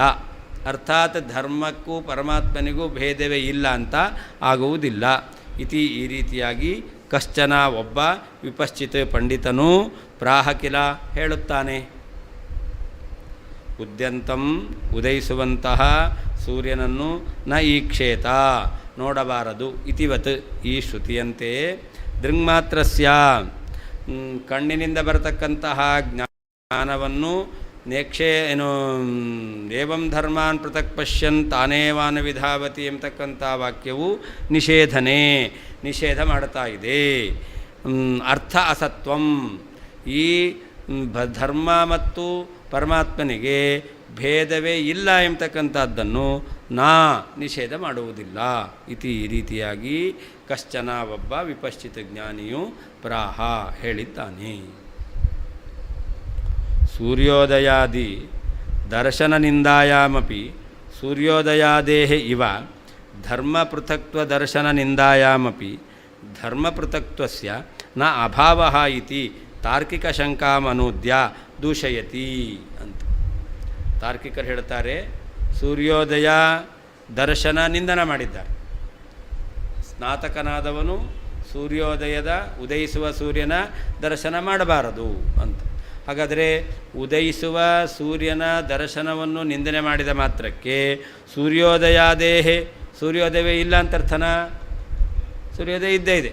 ಹಾಗೆ ಧರ್ಮ ಪೃಥಕ್ ದರ್ಶನ ನಿಂದನಾಯಾಮಪಿ ಏವಂ ಧರ್ಮಾನ್ ಪೃಥಕ್ ಪಶ್ಯನ್ ತಾನೇವಾನುವಿಧಾವತಿ ಎಂಬುದಾಗಿ ಧರ್ಮವನ್ನು ಭಿನ್ನ ಎಂಬುದಾಗಿ ತಿಳಿದ ನಿಂದನೆ ಮಾಡಿದ್ದಾರೆ. ದೋಷ ಬರುತ್ತೆ, ಅಧಃಪತನ ಹೊಂದುತ್ತಾನೆ ಅಂತ ನಿಂದೆ ಮಾಡಿದ ಮಾತ್ರಕ್ಕೆ ಧರ್ಮ ಪೃಥಕ್ತ್ವಸ್ಯನ ಅಭಾವ, ಧರ್ಮವು ಭಿನ್ನವಾಗಿ ಇಲ್ಲ ಅಂತ ಆಗೋದಿಲ್ಲ.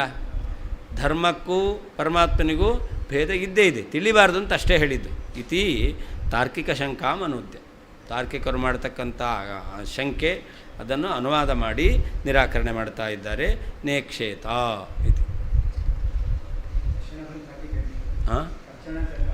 ತಾರ್ಕಿಕ. ವಿಪಶ್ಚಿತ್ ಅಂತ ತುಂಬ ತಾನು ತಾರ್ಕಿಕ ಎಲ್ಲ ತರ್ಕಬದ್ಧವಾಗಿ ಮಾತಾಡ್ತೇನೆ ಅಂತ ಹೇಳ್ತಾನೆ ಅಂತ ಅದಕ್ಕೆ ಅವರು ತಮಾಷೆ ಮಾಡ್ತಾ ಇದ್ದಾರೆ. ತಸ್ಯಾಪಿ ಸೂತೆ ಯುಕ್ತಿಸ್ತ್ರೀ ಸದುತ್ತರಕುಮಾರಕಂ ಯಃ ಪರೇಷಾಂ ಕಂಠಮಣಿಂ ಜಿಘೃಕ್ಷತಿ ಕರಣಾಂಕಣೆ. ಇದಕ್ಕೆ ಅವರು ಒಂದು ಆಲಂಕಾರಿಕವಾದ ಉತ್ತರವನ್ನು ಕೊಡ್ತಾ ಇದ್ದಾರೆ. ತಸ್ಯಾಪಿ ಸೂತೆ ಯುಕ್ತಿಸ್ತ್ರೀ ಸದುತ್ತರ ಕುಮಾರಕಂ ಅಂತ. ಯುಕ್ತಿ ಎಂಬತಕ್ಕಂತಹ ಒಬ್ಬ ಸ್ತ್ರೀ ಅವಳು ಉತ್ತರ ಎಂಬತಕ್ಕಂತಹ ಮಗನನ್ನು ಪಡಿತಾ ಇದ್ದಾಳೆ.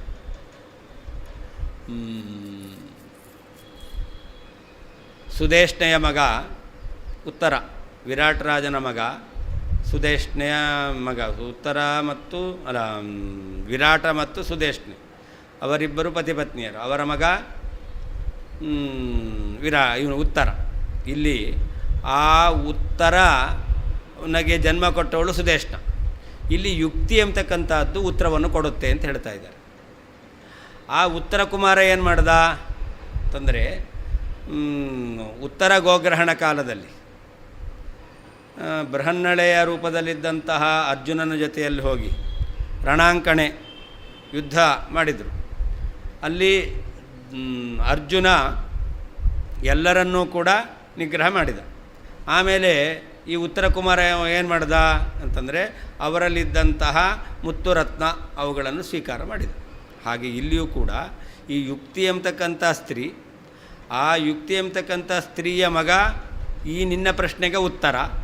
ಇವನು ಕೂಡ ಏನು ಮಾಡ್ತಾನೆ, ಪರೇಶಾಂ ಕಂಠಮಣಿಂ ಜಿಕ್ಷಸಿ, ಯಾರು ಆಕ್ಷೇಪ ಮಾಡ್ತಾರೋ ಅವರ ಕಂಠಮಣಿಯನ್ನೇ ಇವನು ತೆಗಿತಾನೆ ಅಂತ ವಾದ ಮಾಡಿದಾಗ ನಿನ್ನ ವಾದ ಎಂಬತಕ್ಕಂಥದ್ದು ನಿಲ್ಲೋದಿಲ್ಲ, ಬಿದ್ದು ಹೋಗುತ್ತೆ ಅಂತ ಈ ರೀತಿಯಲ್ಲಿ ಉತ್ತರವನ್ನು ಕೊಡ್ತಾ ಇದ್ದಾರೆ. ತಸ್ಯ ಪಂಡಿತಂ ಮನ್ಯನಾದ, ತಾನು ದೊಡ್ಡ ಪಂಡಿತ ಎಂಬುದಾಗಿ ತಿಳಿದಿರತಕ್ಕಂತಹ ತಾರ್ಕಿಕನ ಯುಕ್ತಿ ಸ್ತ್ರೀ ಅಪಿ, ಯುಕ್ತಿ ಎಂಬತಕ್ಕಂತಹ ಸ್ತ್ರೀಯೂ ಕೂಡ ಯಾರು ರಣಾಂಕಣೆ ರಣಾಂಗಣದಲ್ಲಿ ಪರೇಶಾಂ ಶತ್ರುಗಳ ಕಂಠಮಣಿಂ ಕೊನೆಯಲ್ಲಿರುವಂತಹ ಮಣಿಯನ್ನು ಜಿಗೃಹ್ಯತಿ ಅಪಹರಿಸಲು ಬಯಸುತ್ತಾನೋ ತಂ ಅಂತಹ ಸದುತ್ತರ ಕುಮಾರಕಂ ಸಮರ್ಥನಾದ ಉತ್ತರ ಎಂಬತಕ್ಕಂಥ ಮಗನನ್ನು ಸೂತೆ ಹಡೆಯುತ್ತಾಳೆ ಅಂತ. ತಸ್ಯ ತಾನು ಪಂಡಿತ ಎಂಬುದಾಗಿ ತಿಳಿದಿರತಕ್ಕಂತಹ ತಾರ್ಕಿಕನ ಯುಕ್ತಿಸ್ತ್ರೀ ಅಪಿ, ಯಾವ ಅವರು ಹೇಳಿದ್ರಲ್ಲ ಏವಂ ಧರ್ಮಾನ್ ಪೃಥಕ್ ಪಶ್ಯನ್ ಎಂಬತಕ್ಕಂತಹ ಇದು ಭಗವಂತನ ಧರ್ಮಗಳಿಗೂ ಭಗವಂತನಿಗೂ ಭೇದವನ್ನು ತಿಳಿಯಬಾರದು, ಭೇದ ಇದೆ ಎಂಬುದಾಗಿ ಅವನೇನು ಹೇಳ್ತಾ ಇದ್ದಾನೆ. ಈ ಯುಕ್ತಿ ಎಂಬತಕ್ಕಂಥ ಸ್ತ್ರೀಯು ಕೂಡ ಯಾರು ರಣಾಂಗಣೆ ಯುದ್ಧದಲ್ಲಿ ಪರೇಶಾಂ ಶತ್ರುಗಳ ಕಂಠಮಣಿಂ ಕಂಠದಲ್ಲಿರುವಂತಹ ಮಣಿಗಳನ್ನು ಜಿಘೃಕ್ಷತಿ ಅಪಹರಿಸಲು ಬಯಸುತ್ತಾನೋ ತಂ ಅಂತಹ ಸದುತ್ತರ ಕುಮಾರಕಂ ಶ್ರೇಷ್ಠವಾದ ಉತ್ತರ ಎಂಬತಕ್ಕಂತಹ ಮಗನನ್ನು ಸೂತೆ ಹಡೆಯುತ್ತಾಳೆ ಅಂತ. ಅವನು ಯುಕ್ತಿ ಹೇಳಿದ್ದು, ಅವನು ಹೇಳಿದ ಯುಕ್ತಿ ನೇಕ್ಷೇತ ಉದ್ಯಂತಮಾದಿತ್ಯಂ ಎಂಬತಕ್ಕಂಥದ್ದು ಯಾವ ರೀತಿಯಲ್ಲಿ ಅದು ಸೂರ್ಯನನ್ನು ನೋಡಬಾರದು ಅಂತ ಹೇಳುತ್ತೋ, ಸೂರ್ಯ ಇದ್ದಾನೆ. ಹಾಗೆ ಇಲ್ಲಿಯೂ ಕೂಡ ಭಗವಂತನ ಧರ್ಮಗಳಿಗೆ ಭೇದವನ್ನು ತಿಳಿಬಾರ್ದು ಅಂತ ಹೇಳ್ತಾರೆ ಅಷ್ಟೇ ಹೊರತು ಅಂತ ಈ ರೀತಿಯಲ್ಲಿ ಯುಕ್ತಿ ಹೇಳಿ. ಈ ಯುಕ್ತಿ ಒಳ್ಳೆಯ ಮಗನನ್ನು ಅದು ಹಡಿತಾ ಇದೆ ಅಂತ, ಜನ್ಮ ಕೊಡ್ತಾ ಇದೆ. ಸದುತ್ತರ ಕುಮಾರಕಂ ಸಮೀಚೀನ ಉತ್ತರಾಖ್ಯ ಕುಮಾರಕಂ. ಸದುತ್ತರ ಕುಮಾರಕ ಅಂದರೆ ಉತ್ತಮವಾದ ಉತ್ತರ ಎಂಬತಕ್ಕಂಥ ಮಗನನ್ನು. ಸಮರ್ಥೋತ್ತರ ಕುಮಾರಕಮಿತಿ ಧ್ವನಿ, ಇದು ಧ್ವನಿ ಏನದು ಪರೇಶಾಂ ಪ್ರತಿವಾದಿನಾಂ ಅಂತ, ಯಾರು ಆಕ್ಷೇಪ ಮಾಡ್ತಾರೋ ಅವರ ಅಂದರೆ ಕೌರವಾಣಾಂ, ಅಲ್ಲಿ ಉತ್ತರ ಗೋಗ್ರಹ ಕಾಲದಲ್ಲಿ ಕೌರವಾಣಾಂ ಇತಿ ಧ್ವನಿ. ಕಂಠಮಣಿಂ ಅಂದರೆ ಕಂಠಾಲಂಕಾರಭೂತ ವಾಗ್ವಿಲಾಸಂ. ಇವರೇನು ತಾರ್ಕಿಕರು ವಾದ ಮಾಡ್ತಾ ಇದ್ದಾರೆ, ಅದು ಅವರಿಗೆ ಕಂಠಕ್ಕೆ ಅಲಂಕಾರವಾದದ್ದು. ಆ ಕಂಠ ಅಲಂಕಾರಭೂತವಾಗಿರ್ತಕ್ಕಂಥ ಅವರ ಮಾತಿನ ವೈಖರಿ ವಾಗ್ವಿಲಾಸಂ, ಅದನ್ನು ಇವನು ಜಿಗಿರ್ಕ್ಷತಿ ಅಪಹಾರ ಮಾಡ್ತಾನೆ. ಅಲ್ಲಿ ಬೇರೆಗೆ ಕಂಠಮಾಲಾಮಿತಿ ಧ್ವನಿ ಅಂತ ಅವರಲ್ಲಿ. ರಣಾಂಕಣೆ ಅಲ್ಲಿ ಯುದ್ಧ, ಇಲ್ಲಿ ವಾದ ಯುದ್ಧ, ವಾದ ಎಂಬತಕ್ಕಂಥ ಯುದ್ಧದಲ್ಲಿ. ಅಲ್ಲಿ ಉತ್ತರ ಗ್ರಹಣ ಯುದ್ಧ ಐತಿ ಧ್ವನಿ ಅಂತ, ಅಂದರೆ ಎರಡು ಅರ್ಥ ಎಂಬತಕ್ಕಂಥದ್ದು ಬರ್ತಾ ಇದೆ. ಏನು ಉತ್ತರ ಅದನ್ನು ಹೇಳ್ತಾ ಇದ್ದಾರೆ. ಯುಕ್ತಿ ಅವರಿಗೆ ಯೋಗ್ಯವಾದ ಉತ್ತರವನ್ನೇ ಅದು ಪ್ರಸವಿಸ್ತಾಳೆ ಅಂತ ಹೇಳಿದ್ದು. ಏನದು ಮುಂದೆ ಹೇಳ್ತಾ ಇದ್ದಾರೆ.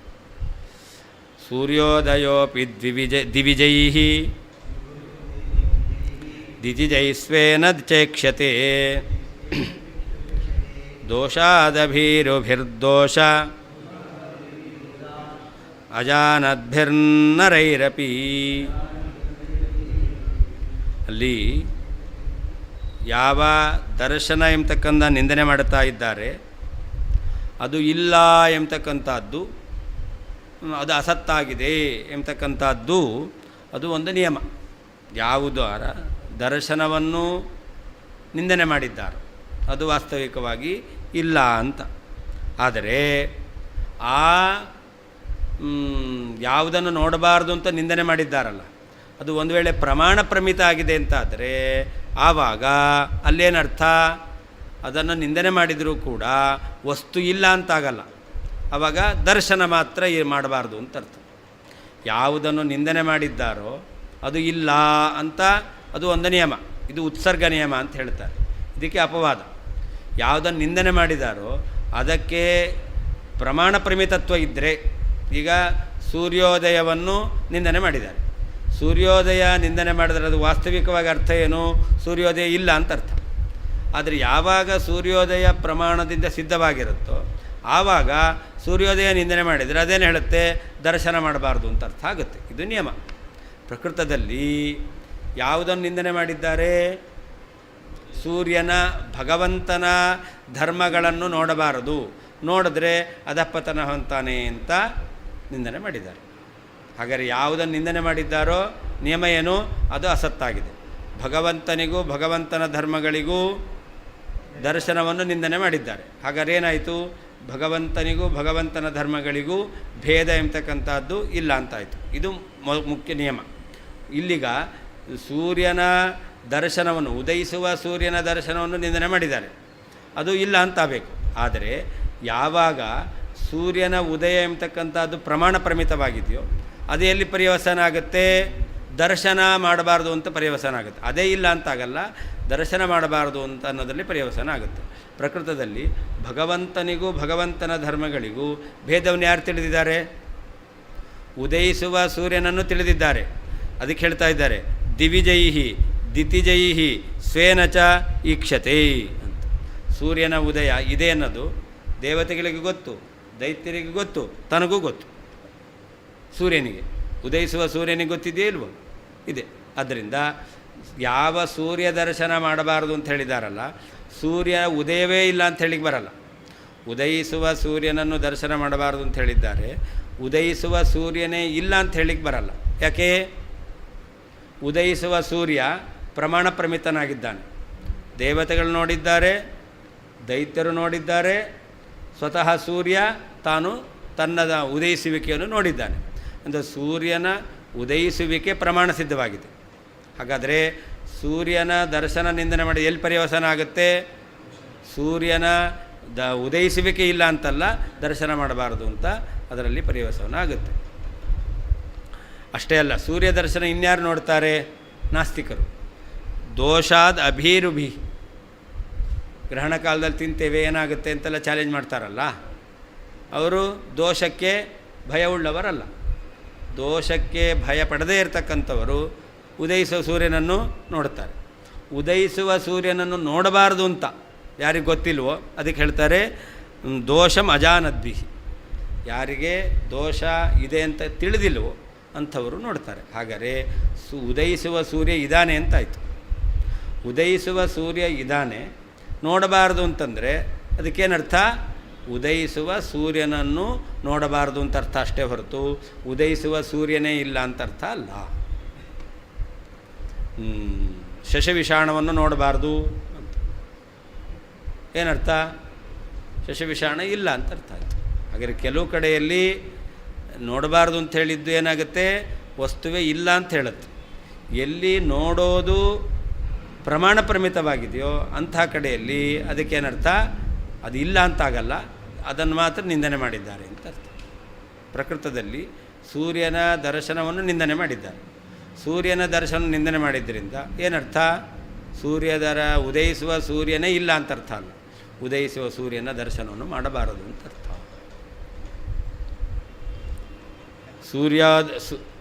ಸೂರ್ಯೋದಯೋಪಿ, ಶ್ರುತಿಯಲ್ಲಿ ನಿಷಿದ್ಧವಾಗಿರ್ತಕ್ಕಂತಹ ಸೂರ್ಯೋದಯವೂ ಕೂಡ, ಅದಕ್ಕೆ ಅಪಿಶಬ್ದ ಹಾಕಿದ್ದು.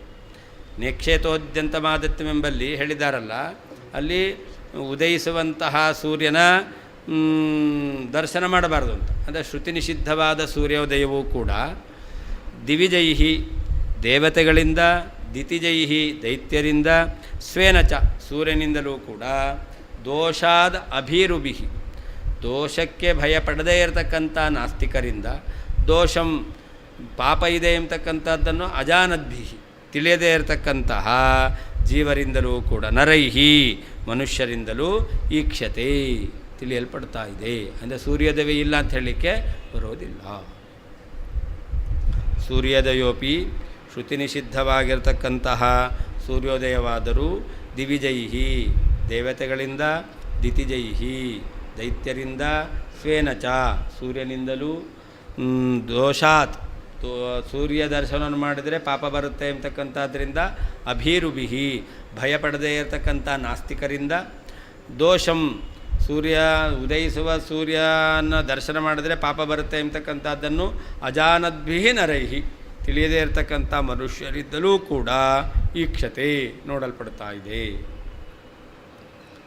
ಇದರ ಅರ್ಥ ಏನು ಅದನ್ನು ಹೇಳ್ತಾರೆ ನೋಡಿ. ಯಸ್ಯ ದರ್ಶನಂ ಶ್ರುತ್ಯ ನಿಂದ್ಯತೆ ತಸ್ಯ ಅಸತ್ವಮಿತ್ಯುತ್ಸರ್ಗ. ಉತ್ಸರ್ಗ ನಿಯಮ ಅಂತ ಹೇಳ್ತಾರೆ. ಏನು ನಿಯಮ?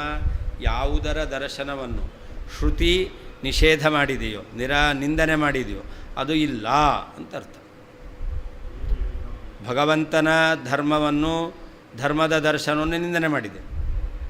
ಭಗವಂತನ ಮತ್ತು ಭಗವಂತನ ಧರ್ಮಗಳ ಭೇದ ದರ್ಶನವನ್ನು ನಿಂದನೆ ಮಾಡಿತು. ಏವಂ ಧರ್ಮಾನ್ ಪೃಥಕ್ ಪಶ್ಯನ್ ಎಂಬುದಾಗಿ ಯಸ್ಯ ದರ್ಶನಂ ಶ್ರುತ್ಯ ಭಗವಂತನಿಗೂ ಭಗವಂತನ ಧರ್ಮಗಳಿಗೂ ಭೇದ ದರ್ಶನ, ಇದನ್ನು ಶ್ರುತಿ ಎಂಬತಕ್ಕಂಥದ್ದು ನಿಂದನೆ ಮಾಡಿದೆ. ಅದಕ್ಕೇನರ್ಥ? ತಸ್ಯ ಅಸತ್ವಮಿತ್ಸರ್ಗ. ಆಗ ಭಗವಂತನಿಗೂ ಭಗವಂತನ ಧರ್ಮಗಳಿಗೂ ಭೇದ ಇಲ್ಲ. ಭೇದ ದರ್ಶನವನ್ನು ತಸ್ಯ ಅಸತ್ವಂ ತಸ್ಯ ಅಸತ್ವಂ ಇತಿ ಉತ್ಸರ್ಗ. ತಸ್ಯಾಸತ್ವಂ ದೀರ್ಘ ಇಲ್ವಾ? ತಸ್ಯ ಅಸತ್ವಂ ಸಚ ಅರ್ಥಸ್ಯ ಪ್ರಮಿತತ್ವೇ ಸತಿ ಅನನ್ಯಗತ್ಯ ಅಪೋದ್ಯತೆ ನಾಪರಥ ಅಂತ. ಅಲ್ಲಿ ಅರ್ಥವು ಪ್ರಮಿತ ಅಂತಾಗಿದ್ದರೆ, ಯಾವ ವಸ್ತು ಅದು ಪ್ರಮಾಣ ಸಿದ್ಧವಾಗಿದೆ ಅಂತಾದರೆ ಆವಾಗ ಅನನ್ಯಗತ್ಯ ಅಪೋದ್ಯತೆ ನ ಅಪರಥ. ಅಲ್ಲಿ ಆ ದರ್ಶನ ಎಂಬತಕ್ಕಂಥದ್ದು ಪಾಪ ಸಾಧನ ಅಂತಾಗುತ್ತೆ. ಯಾವಾಗ ವಸ್ತುವೇ ಇಲ್ಲ ಅಂತಾಗಲ್ಲ. ಯಾವ ವಸ್ತು ಪ್ರಮಿತ ಆಗಿದೆಯೋ ಆವಾಗ ಅದರ ಅಸತ್ವ ಅಪೋದ್ಯತೆ. ಆ ವಸ್ತು ಇಲ್ಲ ಅಂತ ಆಗೋದಿಲ್ಲ. ಅದು ಪ್ರಮಿತ ಆಗಿಲ್ಲ ಅಂತಾದರೆ ಆವಾಗ ಆ ವಸ್ತುವೇ ಇಲ್ಲ ಅಂತ ಆಗುತ್ತೆ. ಹಾಂ,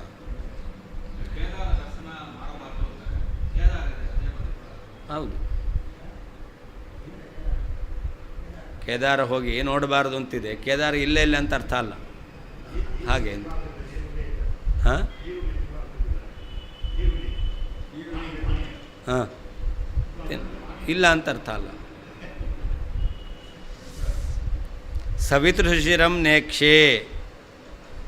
ನೇಕ್ಷೇತ ಇತ್ಯಾದೌ ಅಪವಾದ ಅದರ್ಶನಾದಿತ್ಯಾಹ ಸೂರ್ಯೋದಯೋಪೀತಿ. ಸವಿತೃಶಿರವನ್ನು ನೋಡಬಾರದು ಅಂತಿದೆ. ಸವಿತೃಶಿರ ನೋಡಬಾರ್ದು ಅಂತಂದರೆ ಅಲ್ಲಿ ಸವಿತೃಶಿರ ಇದೆಯಲ್ಲ ಅದು ಪ್ರಮಾಣ ಪ್ರಮಿತ ಅಲ್ಲ. ಸವಿತೃಶಿರ ಅಂದರೆ ರಂಧ್ರ, ಸೂರ್ಯನಲ್ಲಿ ರಂಧ್ರ, ಅದು ಪ್ರಮಾಣ ಪ್ರಮಿತನ? ಅದಿಲ್ಲವೇ ಇಲ್ಲ. ಹಾಗಾದರೆ ಇಲ್ಲದೇ ಇದ್ದದ್ದನ್ನು ಕಾಣೋದು ಅಂತಲೇ ಅರ್ಥ. ಅಂದ್ರೆ ಸವಿತೃಶಿರಂ ನೇಕ್ಷೇತ ಇತ್ಯಾದೌ ಅಪವಾದ ಅದರ್ಶನಾತ್. ಅಲ್ಲಿ ಸವಿತೃಶಿರವೇ ಇಲ್ಲ ಅಂತ ಅರ್ಥ ಅಲ್ಲ. ಇಲ್ಲದೇ ಇರುವಂಥ ಸವಿತೃಶಿರವನ್ನೇ ನೋಡಬಾರ್ದು ಅಂತ ಅರ್ಥ. ನೋಡಿದ್ರೆ ಮರಣ ಬರುತ್ತೆ ಅಂತ ಅರ್ಥ. ಯಾರಿಗೆ ಮರಣ ಸಮೀಪಿಸಿದೆಯೋ ಸೂರ್ಯ ದರ್ಶನ ಮಾಡಿದಾಗ ಸೂರ್ಯನಲ್ಲಿ ರಂಧ್ರ ಕಾಣುತ್ತೆ ಅಂತ ಹೇಳ್ತಾರೆ. ಅದು ಪ್ರಮಾಣ ಪ್ರಮಿತವಾ? ಅಲ್ಲ. ಆದ್ದರಿಂದ ಅಲ್ಲಿ ಸವಿತೃಶಿರವೇ ಇಲ್ಲ ಅಂತ ಅರ್ಥ.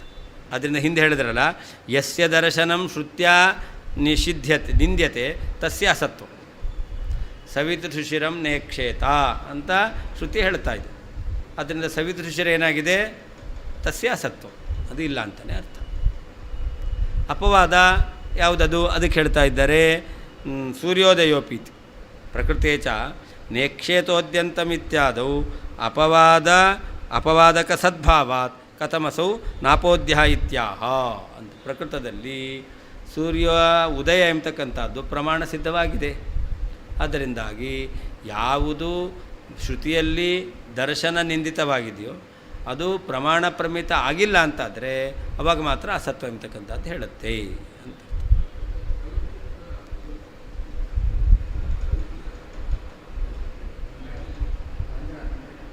ಸವಿಶಿರ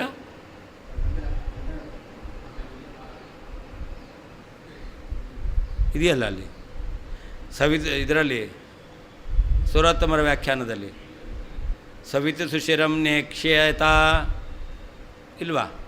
ಮತ್ತೇನಿದೆ?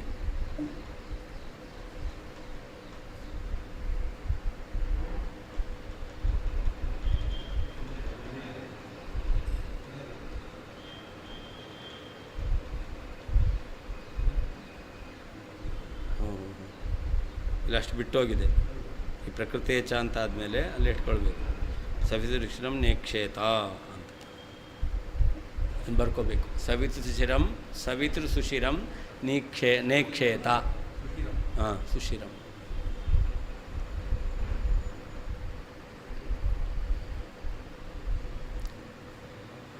ಅಲ್ಲಿ ಏನಾಗಿದೆ? ಸವಿತೃಶಿರವೇ ಇಲ್ಲ ಅಂತ ಅರ್ಥ. ಸವಿತೃಶಿರವನ್ನು ನೋಡಬಾರ್ದು ಅಂತಂದರೆ ಯಾವುದನ್ನು ನಿಂದನೆ ಮಾಡಿದ್ದಾರೋ ಅದು ಇಲ್ಲ ಅಂತ. ಇಲ್ಲವೇ ಇಲ್ಲ. ಹಾಂ, ಹೌದು, ಇಲ್ಲವೇ ಇಲ್ಲ ಅಂತ ಅರ್ಥ. ಯಾವುದು ನೋಡಬಾರ್ದು ಅಂತ ಹೇಳಿದ್ರು ಕೂಡ ಪ್ರಮಾಣ, ಸೂರ್ಯೋದಯವನ್ನು ನೋಡಬಾರ್ದು ಅಂತ ಹೇಳಿದ್ದಾರೆ. ಸೂರ್ಯೋದಯ ಪ್ರಮಾಣ ಪ್ರಮಿತ, ಅದಕ್ಕೋಸ್ಕರ ಅದನ್ನು ನೋಡಬಾರ್ದು ಅಂತ ಅರ್ಥ. ಸೂರ್ಯೋದಯವೇ ಇಲ್ಲ ಅಂತ ಅರ್ಥ ಅಲ್ಲ. ಅಲ್ಲ ಅಂದರೆ ಸೂರ್ಯನಲ್ಲಿ ರಂಧ್ರ ಇಲ್ಲ ಅಂತ ಅರ್ಥ. ಅದು ಭ್ರಮೆಯಿಂದ ಕಾಣಿಸೋದು. ಹಾಗೆ ಭಗವಂತನಿಗೂ ಭಗವಂತನ ಧರ್ಮಗಳಿಗೂ ಅಲ್ಲಿ ಭೇದ ಎಂಬತಕ್ಕಂಥದ್ದಿಲ್ಲ. ಭೇದ ಇಲ್ಲವೇ ಇಲ್ಲ. ಹಾಂ, ಯಾರು ಭೇದವನ್ನು ತಿಳಿತಾರೋ, ಹಾಂ, ಭ್ರಮೆಯಿಂದ ತಿಳಿತಾರೋ. ಸೂರ್ಯೋದಯೋಪಿ ಇತ್ಯಾರಭ್ಯ ಚಕ್ಷುಷಾ ನೇಕ್ಷತೆ ಕಿಲ ಇತ್ಯಂತೇನ ಅಂತ ಮುಂದಿನ ಶ್ಲೋಕದಲ್ಲಿ ಚಕ್ಷುಷಾ ನೇಕ್ಷತೆ ಕಿಲ ಅಂತಿದೆ. ಈ ಎರಡು ಶ್ಲೋಕಗಳಲ್ಲಿ ಅದನ್ನು ಹೇಳ್ತಾ ಇದ್ದಾರೆ. ಇನ್ನೊಂದು, ನಗ್ನಸ್ತ್ರೀ ಚ ಸ್ವನಯನೈ ಸ್ವಸಖೀ ನಯನೈರಪಿ ರಂತॄಣಾಂ ರಾಗ ಕಲುಷ ಚಕ್ಷುಷಾ ಚೇಕ್ಷತೆ ಕಿಲ ನಚ ನಗ್ನಾಂ ಪರಸ್ತ್ರೀಯಾಂ ಅಂತ ಇನ್ನೊಂದು ವಾಕ್ಯ. ನಗ್ನಳಾದ ಪರಸ್ತ್ರೀಯರನ್ನು ನೋಡಬಾರದು. ಹಾಗಾದರೆ ನಗ್ನ ಸ್ತ್ರೀ ಪರಸ್ತ್ರೀ ದರ್ಶನ ಅದು ದೋಷಾವಹ. ಇಲ್ಲಿ ನಗ್ನ ಸ್ತ್ರೀಯೇ ಇಲ್ಲ ಅಂತ ಹೇಳಿಕ್ಕೆ ಬರಲ್ಲ. ಯಾಕೆ? ನಗ್ನ ಸ್ತ್ರೀ ಆದವಳು ತನ್ನಂತ ನೋಡ್ಕೊಳ್ತಾಳೆ. ಅದರಿಂದ ಹೇಳ್ತಾರೆ ನಗ್ನ ಸ್ತ್ರೀ ಚ ಸ್ವನಯನೈ, ತನ್ನಂತ ನೋಡ್ಕೊಳ್ತಾಳೆ. ಅಥವಾ ಅವಳ ಪರಿಚಾರಿಕೆಯರು ಯಾರಿದ್ದಾರೋ ಅವರು ನಗ್ನಳಾದ ಸ್ತ್ರೀಯನ್ನು ನೋಡ್ತಾರೆ. ಸ್ವಸಖಿ ನಯನೇರಪಿ. ಅಥವಾ ಆ ನಗ್ನಳಾದ ಸ್ತ್ರೀಯನ್ನು ಯಾರು ವಿವಾಹ ಮಾಡಿಕೊಂಡಿದ್ದಾನೋ ಅವಳ ಜೊತೆಯಲ್ಲಿ ವಿಹಾರ ಮಾಡ್ತಾನೋ ಅವನು ರಾಗ ಕಲುಷ ಚಕ್ಷುಷ ರಂತೃಣ, ಅವಳ ಜೊತೆಯಲ್ಲಿ ವಿಹಾರ ಮಾಡ್ತಕ್ಕಂಥವನು ರಾಗ ಕಲುಷ ಚಕ್ಷುಷ, ಆ ಕಾಮಸಹಿತವಾಗಿರ್ತಕ್ಕಂಥ ಕಣ್ಣಿನಿಂದ ಚಕ್ಷತೆ ಕಿಲ, ಅವನು ನೋಡಿಯೇ ನೋಡ್ತಾನೆ. ಆದ್ದರಿಂದಾಗಿ ಆ ನಗ್ನ ಸ್ತ್ರೀ ಪ್ರಮಾಣ ಪ್ರಮಿತ. ಅವಳನ್ನು ನೋಡಬಾರ್ದು ಅಂತಂದರೆ ಅವಾಗೇನಾಯಿತು? ದರ್ಶನ ನಿಷೇಧ ಮಾಡಿದ್ದಷ್ಟೇ ಹೊರತು ನಗ್ನ ಸ್ತ್ರೀಯೇ ಇಲ್ಲ ಅಂತ ಅರ್ಥ ಅಲ್ಲ ಅಂತ ಅರ್ಥ. ನಗ್ನ ಸ್ತ್ರೀ ಚ, ನಗ್ನಳಾದಂತಹ ಸ್ತ್ರೀಯಾದರೂ ಸ್ವನಯನೈಹಿ, ತನ್ನ ಕಣ್ಣುಗಳಿಂದ, ಸ್ವಸಖಿ ನಯನೈರಪಿ, ತನ್ನ ಸಖಿಯರ ಕಣ್ಣುಗಳಿಂದಲೂ, ರಂತೃಣಾಂ, ಆಕೆಯನ್ನು ಅವಳ ಜೊತೆಯಲ್ಲಿ ವಿಹಾರ ಮಾಡ್ತಕ್ಕಂತಹ ಜನರ ರಾಗ ಕಲುಷ ಚಕ್ಷುಷ, ಕಾಮದಿಂದ ಕೂಡಿರತಕ್ಕಂತಹ ಕಣ್ಣಿನಿಂದಲೂ ಕೂಡ ಈಕ್ಷತೆ ಕಿಲ, ನೋಡಲ್ಪಡುತ್ತಾಳಷ್ಟೇ. ನಗ್ನ ಸ್ತ್ರೀ ಚ, ನಗ್ನಳಾಗಿರ್ತಕ್ಕಂಥ ಸ್ತ್ರೀಯಾದರೂ, ಸ್ವನಯನೈಹಿ, ತನ್ನ ಕಣ್ಣುಗಳಿಂದಲೂ, ಸ್ವಸಖೀ ನಯನೈರಪಿ, ತನ್ನ ಸಖಿಯರ ಕಣ್ಣಿನಿಂದಲೂ, ರಂತೃಣ, ಅವಳ ಜೊತೆಯಲ್ಲಿ ವಿಹಾರ ಮಾಡ್ತಕ್ಕಂಥ ಜನರ ರಾಗ ಕಲುಷ ಚಕ್ಷುಚಾಚ, ಕಾಮದಿಂದ ಕೂಡಿರುವಂಥ ಕಣ್ಣಿನಿಂದಲೂ ಕೂಡ ಈಕ್ಷತೆ ಚ, ಕಾಣಲ್ಪಡ್ತಾ ಇದ್ದಾಳೆ. ಆದ್ದರಿಂದ ಅವಳ ಇದ್ದಾಳೆ ಅನ್ನೋದು ಪ್ರಮಾಣ ಪ್ರಮಿತ. ಆದ್ದರಿಂದ ನಗ್ನ ಸ್ತ್ರೀ ನೋಡಬಾರದು ಅಂದರೆ ಏನರ್ಥ? ದರ್ಶನ ಮಾಡಬಾರದು ಅಂತ. ಅದರ ಅರ್ಥ ತಾತ್ಪರ್ಯ ಏನು ಅಂದರೆ ಮುಂದೆ ಹೇಳ್ತಾರೆ ಮುಂದಿನ ಶ್ಲೋಕ. ಶ್ರುತಿಶ್ಚ ಚಕ್ಷುಷೈವೈಷಾಂ ವೀಕ್ಷಣಂ ನಾನುಮನ್ಯತೆ ಈಕ್ಷಾ ಹಿ ಚಾಕ್ಷುಷಜ್ಞಾನ ವೀಕ್ಷಾ ಹಿ ಚಾಕ್ಷುಷಜ್ಞಾನಂ ಅನುಮಾನಾಗಮಾದಿಭಿಃ ಅನ್ವಮಂಸ್ತ ಚ ತಜ್ಞಾನಂ ಅತಸ್ತದ್ಬಾಧನಂ ಕುತಃ.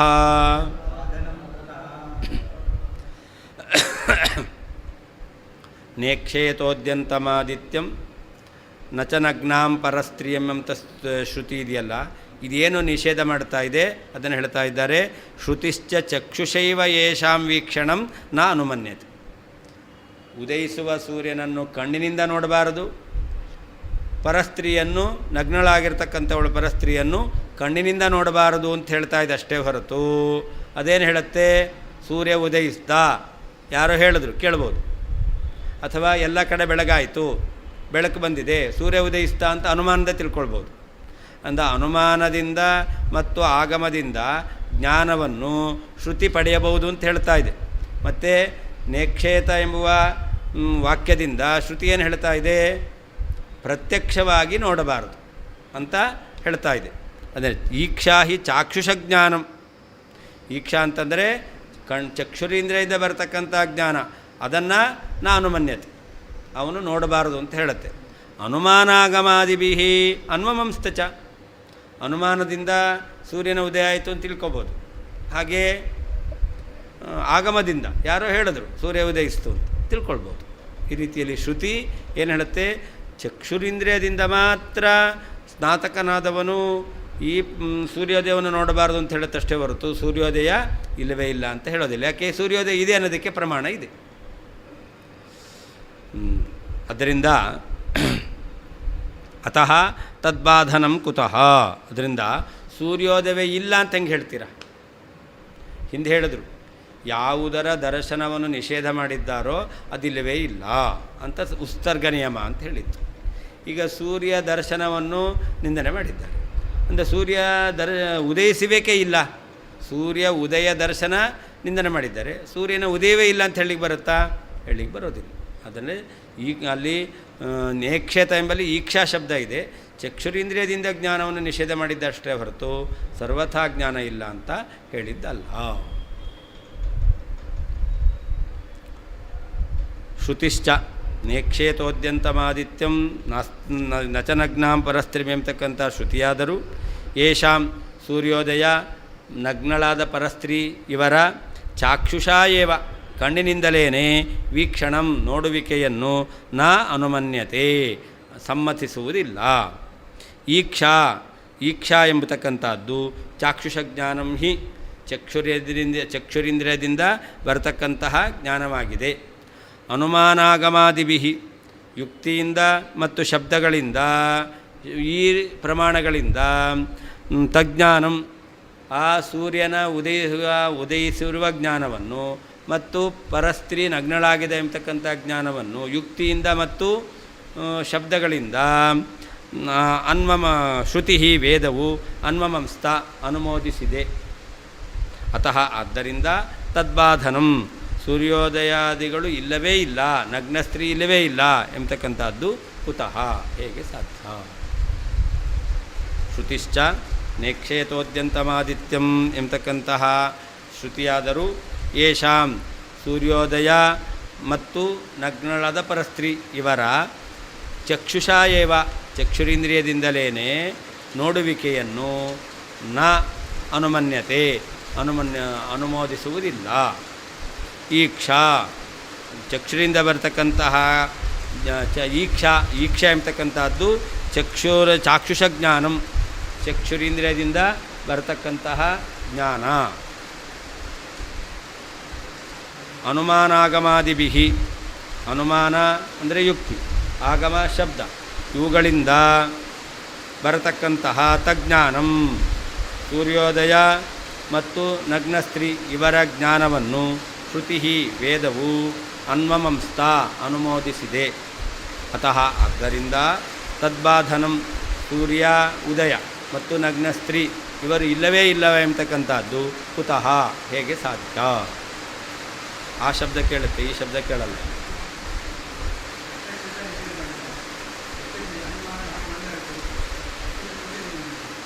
ಅದರಿಂದ ಸೂರ್ಯೋದಯವೇ ಇಲ್ಲ ನಗ್ನ ಸ್ತ್ರೀಯ ಇಲ್ಲ ಅಂತ ಹೇಳಲಿಕ್ಕೆ ಬರಲ್ಲ. ಪ್ರಕಾರಾಂತರೇಣಾಪಿ ನೇಕ್ಷೇತ ಇತ್ಯಾದಿ ಶ್ರೌತದರ್ಶನ ನಿಷೇಧಸ್ಯ ಅರ್ಥ ಅಬಾಧಕತಾಂ ಉಪಪಾದಯತಿ. ಇನ್ನೊಂದು ರೀತಿಯಲ್ಲಿ ನೇಕ್ಷೇತ ಎಂಬತಕ್ಕಂತಹ ಶ್ರುತಿಯಲ್ಲಿ ಯಾವ ಸೂರ್ಯ ಉದಯವನ್ನು ನೋಡಬಾರ್ದು ಅಂತ ನಿಂದನೆ ಮಾಡಿದ್ದಾರೆ, ಅಲ್ಲಿ ಸೂರ್ಯೋದಯವೇ ಇಲ್ಲ ಅಂತ ಅರ್ಥ ಅಲ್ಲ ಅನ್ನೋದನ್ನು ಇನ್ನೊಂದು ರೀತಿಯಲ್ಲಿ ಸಮರ್ಥನೆ ಮಾಡ್ತಾ ಇದ್ದಾರೆ. ನೇಕ್ಷೇತ ಇತ್ಯಾದಿ ಶ್ರೌತ ದರ್ಶ ನಿಷೇಧಸ್ಯ ಯಾವ ನೇಕ್ಷೇತ ಎಂಬತಕ್ಕಂಥ ಶ್ರುತಿಯಲ್ಲಿ ಹೇಳಿರ್ತಕ್ಕಂತಹ ದರ್ಶನ ಮಾಡಬಾರದು ಎಂಬತಕ್ಕಂಥ ನಿಷೇಧ ಇದೆಯಲ್ಲ, ಅದಕ್ಕೆ ಅರ್ಥ ಅಬಾಧಕತಾಂ ಅಂತ, ಅದು ಅರ್ಥಸತ್ವವನ್ನು ನಿಷೇಧ ಮಾಡೋದಿಲ್ಲ ಎಂಬತಕ್ಕಂಥದ್ದನ್ನು ಪ್ರಕಾರಾಂತರೇಣಾಪಿ ಉಪಪಾದಯಿತು, ಇನ್ನೊಂದು ರೀತಿಯಿಂದಲೂ ಕೂಡ ಸಮರ್ಥಿಸ್ತಾ ಇದ್ದಾರೆ. ತಜ್ಞಾನಂ ಸೂರ್ಯೋದಯಾದಿ ಜ್ಞಾನಂ, ಮೂಲದಲ್ಲಿ ತಜ್ಞಾನಂ ಅತಃ ತದ್ಬಾಧನಂ ಕುತಃ ಅಂತಿದೆ. ಅನ್ವಮಂಸ್ತ ತಜ್ಞಾನಂ ಅಂತ, ತಜ್ಞಾನ ಅಂತಂದರೆ ಸೂರ್ಯೋದಯಾದಿಗಳ ಜ್ಞಾನ ಇದೆ, ಯಾವುದನ್ನು ಅನುಮಾನ ಆಗಮಗಳಿಂದ ಪ್ರಮಾಣ ಪ್ರಮಿತವಾಗಿದೆ ಅಂತ ಹೇಳಿದೆ. ದರ್ಶನಾಯೋಗ್ಯ ಧರ್ಮೇಷು ಪೃಥಕ್ತ್ವಸ್ಯ ಚ ದರ್ಶನಂ ಜ್ಞಾನರೂಪಂ ಪ್ರಸಕ್ತಂ ಸ್ಯಾತ್ ಪಶ್ಯಾರ್ಥಂ ತದ್ವದಂತಿ. ನೇಕ್ಷೇತೋದ್ಯಂತಮಾದಿತ್ಯ ಎಂಬತಕ್ಕಂತಹ ಶ್ರುತಿಗೂ ಏವಂ ಧರ್ಮಾನ್ ಪೃಥಕ್ ಪಶ್ಯಂತ ಅನೇವಾನುವಿಧಾವತೆ ಎಂಬತಕ್ಕಂಥ ಶ್ರುತಿಗೂ ವ್ಯತ್ಯಾಸ ಇದೆ ಅಂತ ಹೇಳ್ತಾ ಇದ್ದಾರೆ. ನೇಕ್ಷೇತೋದ್ಯಂತಮಾದಿತ್ಯ ಅನ್ನೋದಕ್ಕೇನರ್ಥ? ಉದಯಿಸುವ ಸೂರ್ಯನನ್ನು ನೋಡಬಾರದು ಎಂಬುದಾಗಿ ಅರ್ಥ. ಅಂದರೆ ಉದಯಿಸುವ ಸೂರ್ಯ ಇದ್ದಾನೆ, ಉದಯಿಸುವ ಸೂರ್ಯ ಇದ್ದಾನೆ, ಅವನನ್ನು ನೋಡಬಾರದು ಅಂತ ಅರ್ಥ. ಏವಂ ಧರ್ಮಾನ್ ಪೃಥಕ್ ಪಶ್ಯಮೆಂಬಲ್ಲಿ ಪರಮಾತ್ಮನಿಗೂ ಮತ್ತು ಅವನ ಧರ್ಮಗಳಿಗೂ ಭೇದ ಇದೆ, ತಿಳಿಬಾರ್ದು ಅಂತ ಅರ್ಥ ಅಲ್ಲ, ಭೇದವೇ ಇಲ್ಲ ಅಂತ ಅರ್ಥ. ಇಷ್ಟು ವ್ಯತ್ಯಾಸ. ನೇಕ್ಷೇತೋದ್ಯಂತಮಾದಿತ್ಯಂಬಲ್ಲಿ ಸೂರ್ಯ ಉದಯವನ್ನು ನೋಡಬಾರ್ದು ಅಂದರೆ ಸೂರ್ಯ ಉದಯವೇ ಇಲ್ಲ ಅಂತ ಅರ್ಥ ಅಲ್ಲ, ಸೂರ್ಯ ಉದಯ ಇದೆ, ಪ್ರಮಾಣ ಪ್ರಮಿತವಾಗಿದೆ, ಸೂರ್ಯ ಉದಯವನ್ನು ನೋಡಬಾರದು ಅಂತ. ಏವಂ ಧರ್ಮಾನ್ ಪೃಥಕ್ ಪಶ್ಯಂ ಎಂಬತಕ್ಕಂಥ ಶ್ರುತಿಯಲ್ಲಿ ಆದರೆ ಪರಮಾತ್ಮನಿಗೂ ಪರಮಾತ್ಮನ ಧರ್ಮಗಳಿಗೂ ಭೇದವೇ ಇಲ್ಲ ಅಂತ ಅರ್ಥ.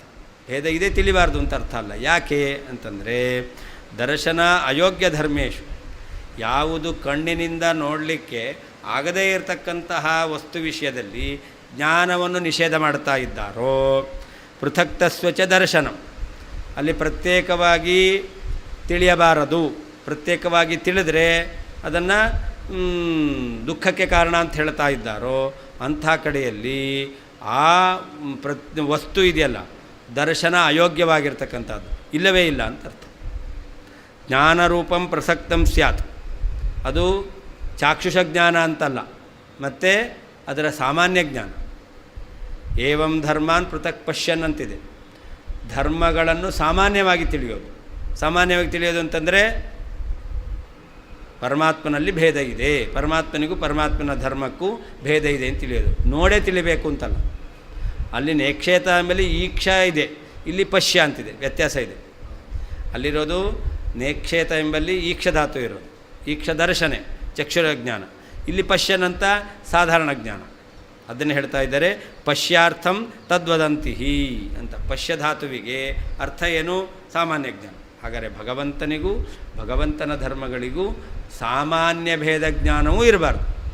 ಅಂದರೆ ಭೇದ ಇದೆ ಅಂತ ತಿಳಿದ್ರೆ ಅದರಿಂದ ಅನರ್ಥವಾಗುತ್ತೆ. ಅದಕ್ಕೂ ಇದಕ್ಕೂ ವ್ಯತ್ಯಾಸ ಇದೆ. ದರ್ಶನ ಅಯೋಗ್ಯ ಧರ್ಮೇಶು, ಕಣ್ಣಿಗೆ ವಿಷಯವಲ್ಲದೇ ಇರತಕ್ಕಂತಹ ಅತೀಂದ್ರಿಯವಾದಂತಹ ಧರ್ಮದ ವಿಷಯದಲ್ಲಿ ಪೃಥಕ್ತ್ವಸ್ಯ ಭೇದದ ದರ್ಶನಂ ತಿಳಿಯುವಿಕೆಯು ಜ್ಞಾನರೂಪಂ ಜ್ಞಾನರೂಪವೇ ಪ್ರಸಕ್ತಂ ಸ್ಯಾತ್ ಪ್ರಸಕ್ತವಾಗಿದೆ, ಅಂದರೆ ಅದರ ಜ್ಞಾನವೇ ಇರಬಾರದು ಅಂತ ಅರ್ಥ. ಪಶ್ಯಾರ್ಥಂ ಪಶ್ಯ ಎಂಬತಕ್ಕಂತಹ ಧಾತುವಿನ ಅರ್ಥವು ತತ್ ಸಾಮಾನ್ಯ ಜ್ಞಾನ ಎಂಬತಕ್ಕಂಥದ್ದು ಆಗಿದೆ ಎಂಬುದಾಗಿ ವದಂತಿ ವೈಯಾಕರಣಿಕರು ಹೇಳ್ತಾರೆ, ವ್ಯಾಕರಣವನ್ನು ತಿಳಿದವರು ಹೇಳ್ತಾರೆ. ಅದಕ್ಕೆ ಇಲ್ಲಿ ಏವಂ ಧರ್ಮಾನ್ ಪೃಥಕ್ ಪಶ್ಯನ್ ಅಂತಿದೆ. ಪಶ್ಯ ಶಬ್ದಕ್ಕೇನರ್ಥ? ಸಾಮಾನ್ಯ ಜ್ಞಾನ ಅಂತ ಅರ್ಥ. ನೀವು ಇದರಲ್ಲಿ ಕೇಳಿ, ವ್ಯಾಕರಣದಲ್ಲಿ ಏನಿದೆ, ದೃಶಿರ್ಪ್ರೇಕ್ಷಣೆ ಅಂತಿದೆ. ಅದು ಪಶ್ಯ ಅಂತಕ್ಕಂಥದ್ದಕ್ಕೆ ಸಾಮಾನ್ಯ ಜ್ಞಾನ ಅಂತ ಅವರ ಅರ್ಥ ಹೇಳಿದ್ದಾರೆ ವೈಯಾಕರಣಿಕ. ಅದರಿಂದ ಪಶ್ಯ ಶಬ್ದಕ್ಕೆ ಸಾಮಾನ್ಯ ಜ್ಞಾನ. ಈಕ್ಷ ಅಂದರೆ ನೇಕ್ಷೇತ ಎಂಬಲ್ಲಿ ಈಕ್ಷೇತ ಅಂತಿದೆಯಲ್ಲ, ಅದಕ್ಕೆ ಚಕ್ಷುರಿಂದ್ರಿಯ ಜ್ಞಾನ. ಹಾಗಾದರೆ ಸೂರ್ಯ ಉದಯವನ್ನು ನೋಡಬಾರದು ಅಂತ ಚಕ್ಷುರಿಂದ್ರಿಯ ಜ್ಞಾನ ನಿಷೇಧ ಮಾಡಿದ್ದಾರೆ. ಭಗವಂತನಿಗೂ ಭಗವಂತನ ಧರ್ಮಕ್ಕೂ ಭೇದ ಸಾಮಾನ್ಯ ಜ್ಞಾನ ನಿಷೇಧ ಮಾಡಿದ್ದಾರೆ. ಅಂದರೆ ಭೇದ ಸಾಮಾನ್ಯ ಜ್ಞಾನ ನಿಷೇಧ ಮಾಡಿದ್ರಿಂದ ಭೇದ ಇಲ್ಲ ಅಂತ ಅರ್ಥ. ಅದಕ್ಕೆ ಯಾಕೆ ಅದನ್ನೇ ಹೇಳ್ತಾ ಇದ್ದಾರೆ, ದರ್ಶನ ಅಯೋಗ್ಯ ಧರ್ಮೇಶು.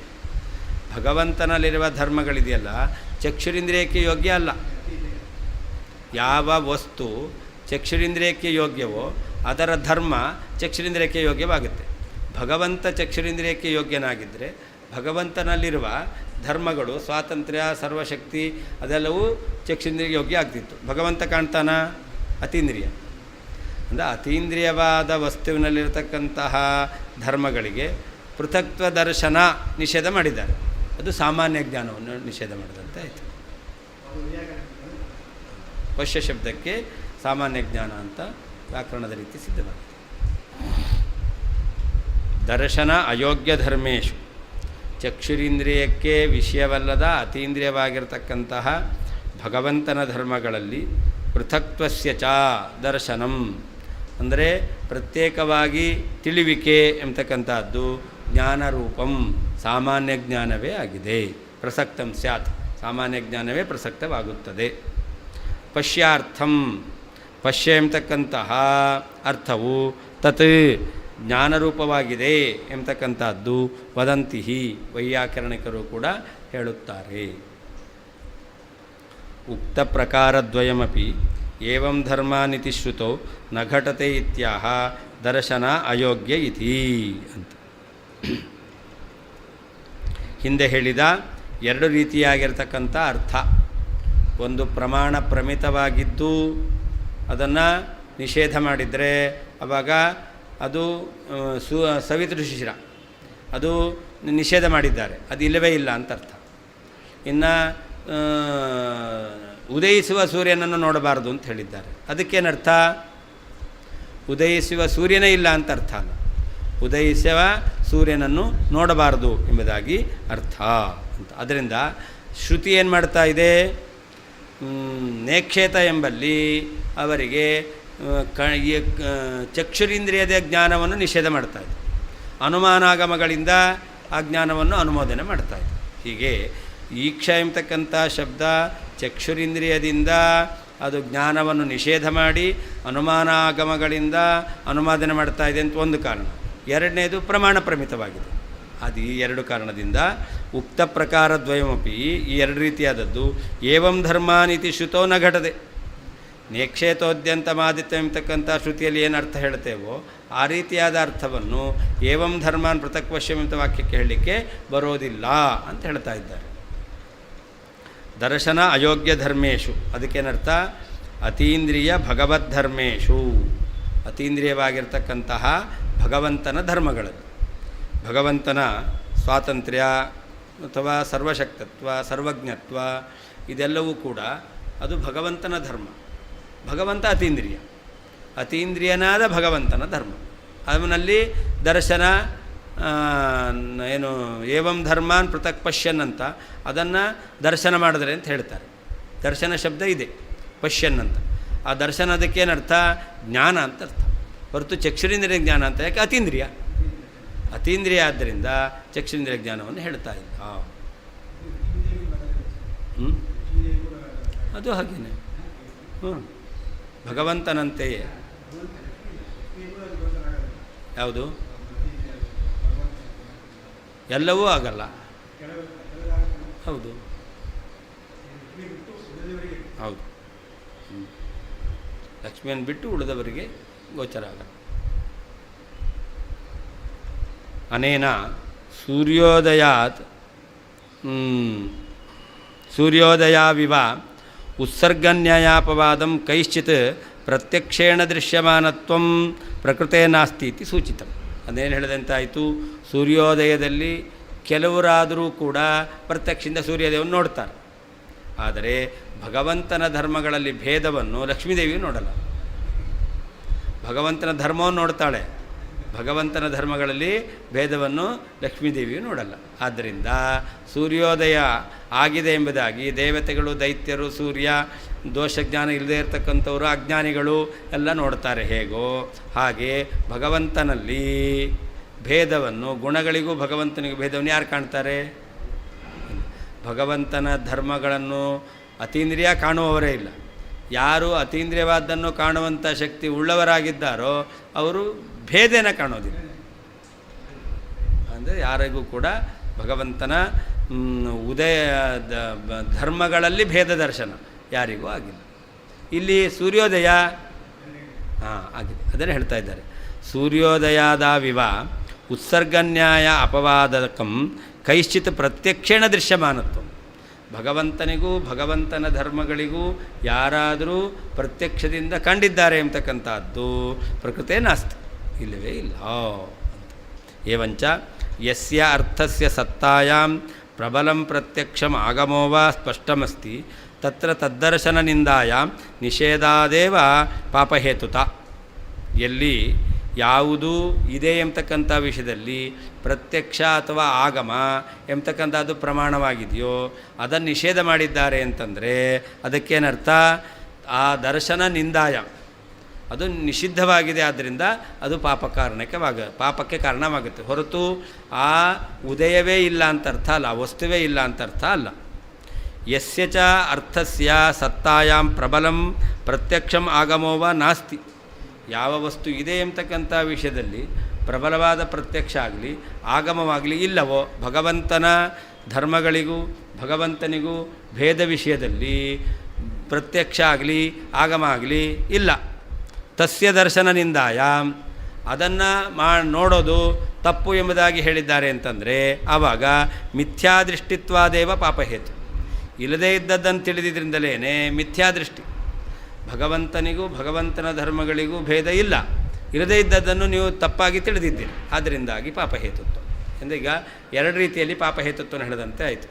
ಯಾವ ವಿಷಯ ಪ್ರತ್ಯಕ್ಷ ಆಗಮಗಳಿಂದ ಸಿದ್ಧವಾಗಿದೆಯೋ ಅಂಥ ವಿಷಯದಲ್ಲಿ ನಿಂದನೆ ಮಾಡಿದ್ದಾರೆ ಅಂತಂದರೆ ಆವಾಗ ಅದನ್ನು ನೋಡಲೇಬಾರದು ಅಂತ ಅರ್ಥ. ಅಂದರೆ ಚಕ್ಷುರಿಂದ್ರಿಂದ ನೋಡಬಾರದು, ಅದು ಪಾಪಕ್ಕೆ ಕಾರಣ ಅಂತ. ಯಾವ ವಿಷಯದಲ್ಲಿ ಪ್ರತ್ಯಕ್ಷ ಆಗಮ ಪ್ರಮಾಣ ಇಲ್ಲವೋ ಅದರ ದರ್ಶನ ನಿಂದನೆ ಮಾಡಿದ್ದಾರೆ ಅಂತಂದರೆ ಸ್ವತಃ ಅದು ಮಿಥ್ಯಾಭೂತವಾದದ್ದು, ಅದನ್ನು ತಿಳಿದ್ರೇ ದೋಷಕ್ಕೆ ಕಾರಣ ಆಗುತ್ತೆ ಎಂಬುದಾಗಿ ಅರ್ಥ. ಧರ್ಮಭೇದೋಸ್ತೀತಿ ಸಾಕ್ಷಾತ್ ಭೇದ ಪ್ರತಿಪಾದಕ ಶ್ರುತ್ಯಭಾವಾತ್ ನಿತ್ಯ ಈಶ್ವರ ಧರ್ಮೇಶು ಏಕಸತ್ವೇಪಿ ಅಪರನಾಶಾಖ್ಯ ಸಂಕೀರ್ಣಧರ್ಮ್ಯಾದಿ ಭೇದ ಅಸಾಧಾರಣಲಿಂಗ ಅಭಾವಾಚ್ಚ ಅಂತ. ಇನ್ನು ಪರಮಾತ್ಮನಲ್ಲಿ ಆಗಬೇಕಾದ್ರೆ ಧರ್ಮಭೇದ ಸ್ಥಿತಿ ಸಾಕ್ಷಾತ್ ಭೇದ ಪ್ರತಿಪಾದಕ ಶ್ರುತ್ಯಭಾವ. ಭಗವಂತನಿಗೂ ಭಗವಂತನ ಧರ್ಮಗಳಿಗೂ ಭೇದ ಇದೆ ಎಂಬುದಾಗಿ ಹೇಳ್ತಕ್ಕಂಥ ಶ್ರುತಿ ಯಾವುದಿದೆ? ಯಾವುದೂ ಇಲ್ಲ. ಪರಮಾತ್ಮನಿಗೂ ಪರಮಾತ್ಮನಲ್ಲಿರುವ ಧರ್ಮಗಳಿಗೂ ಭೇದವನ್ನು ಹೇಳ್ತಕ್ಕಂಥ ಶ್ರುತಿ ಇಲ್ಲ. ಧರ್ಮಭೇದ ಅಸ್ತಿ, ಪರಮಾತ್ಮನಲ್ಲಿರುವಂತಹ ಧರ್ಮಗಳಿಗೆ ಭೇದ ಇದೆ ಎಂಬುದಾಗಿ ತಿಳಿಸಿಕೊಡ್ತಕ್ಕಂತಹ ಶ್ರುತಿ ಎಂಬತಕ್ಕಂಥದ್ದಿಲ್ಲ. ಇನ್ನು ಇನ್ನೊಂದು ರೀತಿಯಲ್ಲಿ ಯುಕ್ತಿ ಹೇಳ್ಬೋದು. ಯಾವುದು ಅಂತಂದರೆ ನಿತ್ಯ ಈಶ್ವರ ಧರ್ಮೇಶು, ನಿತ್ಯನಾಗಿರ್ತಕ್ಕಂಥವನು ಪರಮಾತ್ಮ. ಆ ನಿತ್ಯನಾಗಿರ್ತಕ್ಕಂಥ ಪರಮಾತ್ಮನ ಧರ್ಮಗಳಲ್ಲಿ ಆವಾಗ ಏಕಸತ್ವೇಪಿ ಅಪರನಾಶಾಖ್ಯ ಸಂಕೀರ್ಣ ಧರ್ಮ್ಯಾದಿ ಭೇದ ಅಸಾಧಾರಣ ಲಿಂಗಾಭಾವಾಚ್ಚ ಅಂತ. ಇವಾಗ ಜೀವನಿಗೂ ಜೀವನ ಧರ್ಮಕ್ಕೂ ಭೇದ ಇದೆ. ಯಾಕೆ? ಜೀವ ಇರ್ತಾನೆ, ಜೀವನ ಧರ್ಮಗಳಿರೋದಿಲ್ಲ. ನೋಡಿ, ನಾವಿರ್ತೇವೆ, ವಯಸ್ಸಾದ ಮೇಲೆ ನೆನಪಿರಲ್ಲ. ದೇಹ ಇರುತ್ತೆ, ಸೌಂದರ್ಯ ಇರಲ್ಲ. ಹಾಗಾದರೆ ಜೀವನಿಗೆ ಜೀವನ ಧರ್ಮ, ಶರೀರ ಮತ್ತು ಶರೀರದ ಧರ್ಮ ನೋಡಿ, ಒಂದಿದೆ ಒಂದಿಲ್ಲ. ಶರೀರ ಇದೆ, ಯೌವನಾವಸ್ಥೆಯಲ್ಲಿ ಒಳ್ಳೆ ಸೌಂದರ್ಯ ಇತ್ತು, ವಾರ್ಧಕ್ಯಾವಸ್ಥೆ ಬಂದಾಗ ಸೌಂದರ್ಯ ಇಲ್ಲ. ಹಾಗಾದರೆ ಒಂದಿದೆ, ಶರೀರ ಇದೆ, ಧರ್ಮ ಇಲ್ಲ ಅಂತ. ಅದು ಏಕಸತ್ವೇಪಿ ಅಪರನಾಶ ಎಂಬತಕ್ಕಂಥದ್ದಿದೆ. ಅದರಿಂದ ಏನು ಮಾಡಬೇಕು? ಶರೀರ ಮತ್ತು ಧರ್ಮ ಬೇರೆ ಅಂತ ಹೇಳಬೇಕು. ಇದು ಭೇದಕ ಲಿಂಗ. ಹಾಗೆಯೇ ಭಗವಂತನಿಗೂ ಭಗವಂತನ ಧರ್ಮಕ್ಕೂ ಭಗವಂತ ಇದ್ದಾನೆ, ಭಗವಂತನಲ್ಲಿ ಕಾರುಣ್ಯ ಇಲ್ಲ, ಸಾರ್ವಜ್ಞ ಇಲ್ಲ, ಸರ್ವಶಕ್ತಿ ಇಲ್ಲ ಅಂತ ಹೇಳಲಿಕ್ಕೆ ಯಾವುದಾದ್ರು ಲಿಂಗ ಇದೆಯಾ? ಇಲ್ಲ. ಅದರಿಂದ ಧರ್ಮ ಇದೆ, ಧರ್ಮ ನಾಶ ಆಗುತ್ತೆ. ಧರ್ಮ ಇದ್ದರೂ ಕೂಡ ಧರ್ಮ ಇಲ್ಲ ಎಂಬುದಾಗಿ ಒಂದಿದ್ದು ಒಂದಿಲ್ಲ ಅಂತ ಆಗತಕ್ಕಂಥದ್ದು ಕೂಡ ಧರ್ಮ ಧರ್ಮಿಗಳಿಗೆ ಭೇದ ಏನು ಅನ್ನೋದರಲ್ಲಿ ಲಿಂಗ ಆಗುತ್ತೆ. ನಮ್ಮಲ್ಲಿರುವ ಸೌಂದರ್ಯಕ್ಕೂ ನಮ್ಮ ದೇಹಕ್ಕೂ ಭೇದ ಇದೆ. ಯಾಕೆ? ಶರೀರ ಇದ್ದರೂ ಸೌಂದರ್ಯ ಇರಲ್ಲ, ಇದು ಲಿಂಗ. ಹಾಗೆ ಪರಮಾತ್ಮನಲ್ಲಿಯೂ ಕೂಡ ಗುಣಗಳಿದೆ, ಪರಮಾತ್ಮ ಇದ್ದಾನೆ, ಗುಣಗಳಿಲ್ಲ ಅಂತ ಹೇಳ್ತಕ್ಕಂಥದ್ದು ಮಾಡಲಿಕ್ಕೆ ಯಾವ ಲಿಂಗವೂ ಇಲ್ಲ. ಹ್ಯತ್ವಂತರಂಚಾಹ ಅಷ್ಟೆಲ್ಲದೇನೆ ಇನ್ನೊಂದು ಕಾರಣವನ್ನು ಕೂಡ ಹೇಳ್ತಾ ಇದ್ದಾರೆ. ಪಶ್ಯಾರ್ಥಂ, ಪಶ್ಯತಿ ಧಾತೋ ಅರ್ಥಂ. ಪಶ್ಯಾರ್ಥಂ ಅಂತಂದರೆ ಪಶ್ಯತಿ ಎಂಬತಕ್ಕಂಥ ಧಾತುವಿಗೆ ಅರ್ಥ ಏನು ಹೇಳ್ತಾರೆ? ತಜ್ಞಾನ ಮಾತ್ರಂ. ತತ್ ಅಂದರೆ ಕೇವಲ ಜ್ಞಾನ ಅಂತ ಅರ್ಥ. ಹಿ ಇತ್ಯನೇನ, ಹಿ ಎಂಬುದಾಗಿ ಶ್ಲೋಕದಲ್ಲಿದೆ. ಏನಂತ ಹೇಳ್ತಾರೆ ಅಂತಂದರೆ ವದಂತಿ ಹಿ ಅಂತಂದರೆ ಪಶ್ಯಾರ್ಥೈಶ್ಚ ಅನಾಲೋಚನೆ ಇತಿ ಸೂತ್ರಂ ಸೂಚಯತಿ. ವೈಯಾಕರಣಿಕರ ಪಾಣಿನಿಯ ಸೂತ್ರ ಇದು. ಪಶ್ಯ ಎಂಬತಕ್ಕಂಥದ್ದು ಅನಾಲೋಚನೆ ಅಂತ.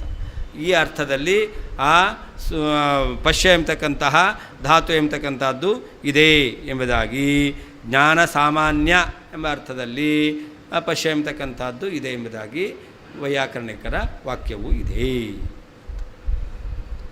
ತಸ್ಮಾತ್ ತಸ್ಯ ನಿಷೇಧೇ ಸ್ಯಾತ್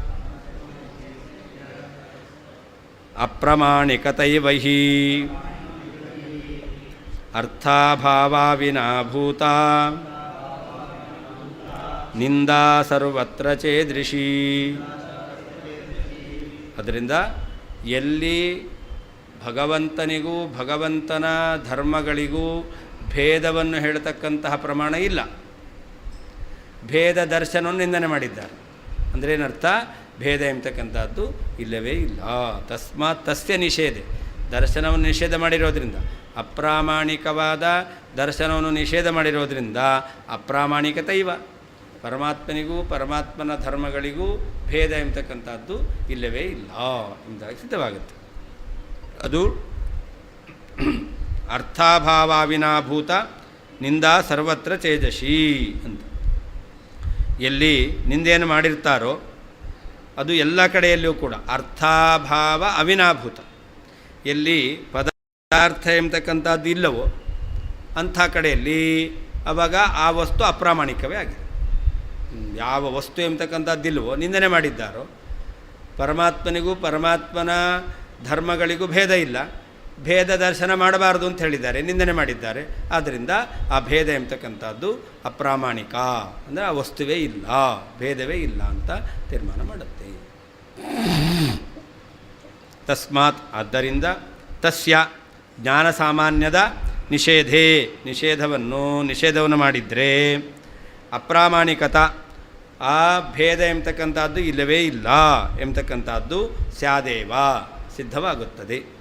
ಈದೃಶಿ ತಿಳಿಯಬಾರದು ಅಥವಾ ಪ್ರತ್ಯೇಕವಾಗಿ ತಿಳಿದರೆ ಅಧೋಗತಿಯಾಗುತ್ತೆ ಎಂಬತಕ್ಕಂತಹ ನಿಂದೆಯು ಸರ್ವತ್ರ ಎಲ್ಲ ಕಡೆಯಲ್ಲಿಯೂ ಅರ್ಥಾಭಾವ ಅವಿನಾಭೂತ, ವಸ್ತು ಇಲ್ಲ ಎಂಬತಕ್ಕಂಥದರ ವ್ಯಾಪ್ತಿಯಿಂದ ಕೂಡಿದೆ. ತಸ್ಮಾತ್ ಆದ್ದರಿಂದ ತಸ್ಯ ಜ್ಞಾನ ಮಾತ್ರದ ನಿಷೇಧವನ್ನು ಮಾಡಿದರೆ ಅಪ್ರಾಮಾಣಿಕತೈವ, ಭೇದ ಎಂಬತಕ್ಕಂಥದ್ದು ಅಪ್ರಾಮಾಣಿಕವೇ ಆಗಿದೆ ಎಂಬುದಾಗಿ ಸಿದ್ಧವಾಗುತ್ತದೆ, ಸ್ಯಾದೇವ ಸಿದ್ಧವಾಗುತ್ತದೆ. ಈದೃಶಿ ತಿಳಿಯಬಾರದು ಅಥವಾ ಪ್ರತ್ಯೇಕವಾಗಿ ತಿಳಿದರೆ ದೋಷ ಬರುತ್ತದೆ ಎಂಬತಕ್ಕಂತಹ ನಿಂದನೆಯು ಸರ್ವತ್ರ ಎಲ್ಲ ಕಡೆಯಲ್ಲಿಯೂ ಕೂಡ ಅರ್ಥಾಭಾವಾವಿನಾಭೂತ, ವಸ್ತು ಇಲ್ಲ ಎಂಬತಕ್ಕಂಥದರ ವ್ಯಾಪ್ತಿಯಿಂದ ಕೂಡಿದೆ. ತಸ್ಯ ಜ್ಞಾನಮಾತ್ರಸ್ಯ ಈದೃಶಿ ನ ಜಾನೀಯಾದೇವ ಇತ್ಯಾದಿ ರೂಪ ವಾ ಪೃಥಗ್ಜ್ಞಾನನ್ ಅಧೋಯಾತಿ ಇತ್ಯಾದಿ ರೂಪ ವಾ ಅಂತ ಶ್ಲೋಕದಲ್ಲಿ ತಸ್ಯ ಅಂತಿದೆ. ಅಂದರೆ ಜ್ಞಾನ ಸಾಮಾನ್ಯ ಅಂತ ಅರ್ಥ. ಜ್ಞಾನ ಮಾತ್ರ ಅಂದರೆ ಜ್ಞಾನ ಸಾಮಾನ್ಯ. ಎಲ್ಲಿ ಏವಂ ಧರ್ಮಾನ್ ಪೃಥಕ್ ಪಶ್ಯನ್ ಎಂಬಲ್ಲಿ ಪಶ್ಯ ಎಂಬತಕ್ಕಂಥ ಜ್ಞಾನ ಸಾಮಾನ್ಯ ನಿಷೇಧ ಮಾಡಿದ್ದಾರೆ. ಆದ್ದರಿಂದ ಅಲ್ಲೇನರ್ಥ? ಅಪ್ರಾಮಾಣಿಕತ. ಪರಮಾತ್ಮನಿಗೂ ಅವನ ಧರ್ಮಗಳಿಗೂ ಭೇದವು ಅಪ್ರಾಮಾಣಿಕ ಅಂತ ಆಗುತ್ತೆ. ಹಾಗೆ ಈದೃಶಿ ಅಂತಿದೆ, ಅದಕ್ಕರ್ಥ ಏನು, ನ ಜಾನೀಯಾತ್ ಅಂತ ಈ ರೀತಿಯಲ್ಲಿ ಹೇಳಿರ್ತಾರೆ. ಅಥವಾ ಏವಂ ಧರ್ಮಾನ್ ಪೃಥಕ್ ಜ್ಞಾನನ್ ಅಂತ ಪ್ರತ್ಯೇಕವಾಗಿ ತಿಳಿದವನು ಅಂತ ಹೇಳಿರ್ತಾರೆ. ಇಂತಹ ವಾಕ್ಯಗಳೆಲ್ಲ ಎಲ್ಲಿ ನಿಂದನೆಯನ್ನು ಮಾಡಿದೆಯೋ ಅಂತಹ ನಿಂದೆಯು ಅರ್ಥಾಭಾವ, ಅಲ್ಲಿ ಯಾವುದು ವಿಷಯವೋ ಅದು ಅಪ್ರಾಮಾಣಿಕವಾಗಿದೆ ಅಂತಕ್ಕಂಥದ್ರಿಂದ ವ್ಯಾಪ್ತವಾಗಿರುತ್ತೆ ಅಂತ. 10 ನಿಮಿಷ ಬಿಟ್ಟು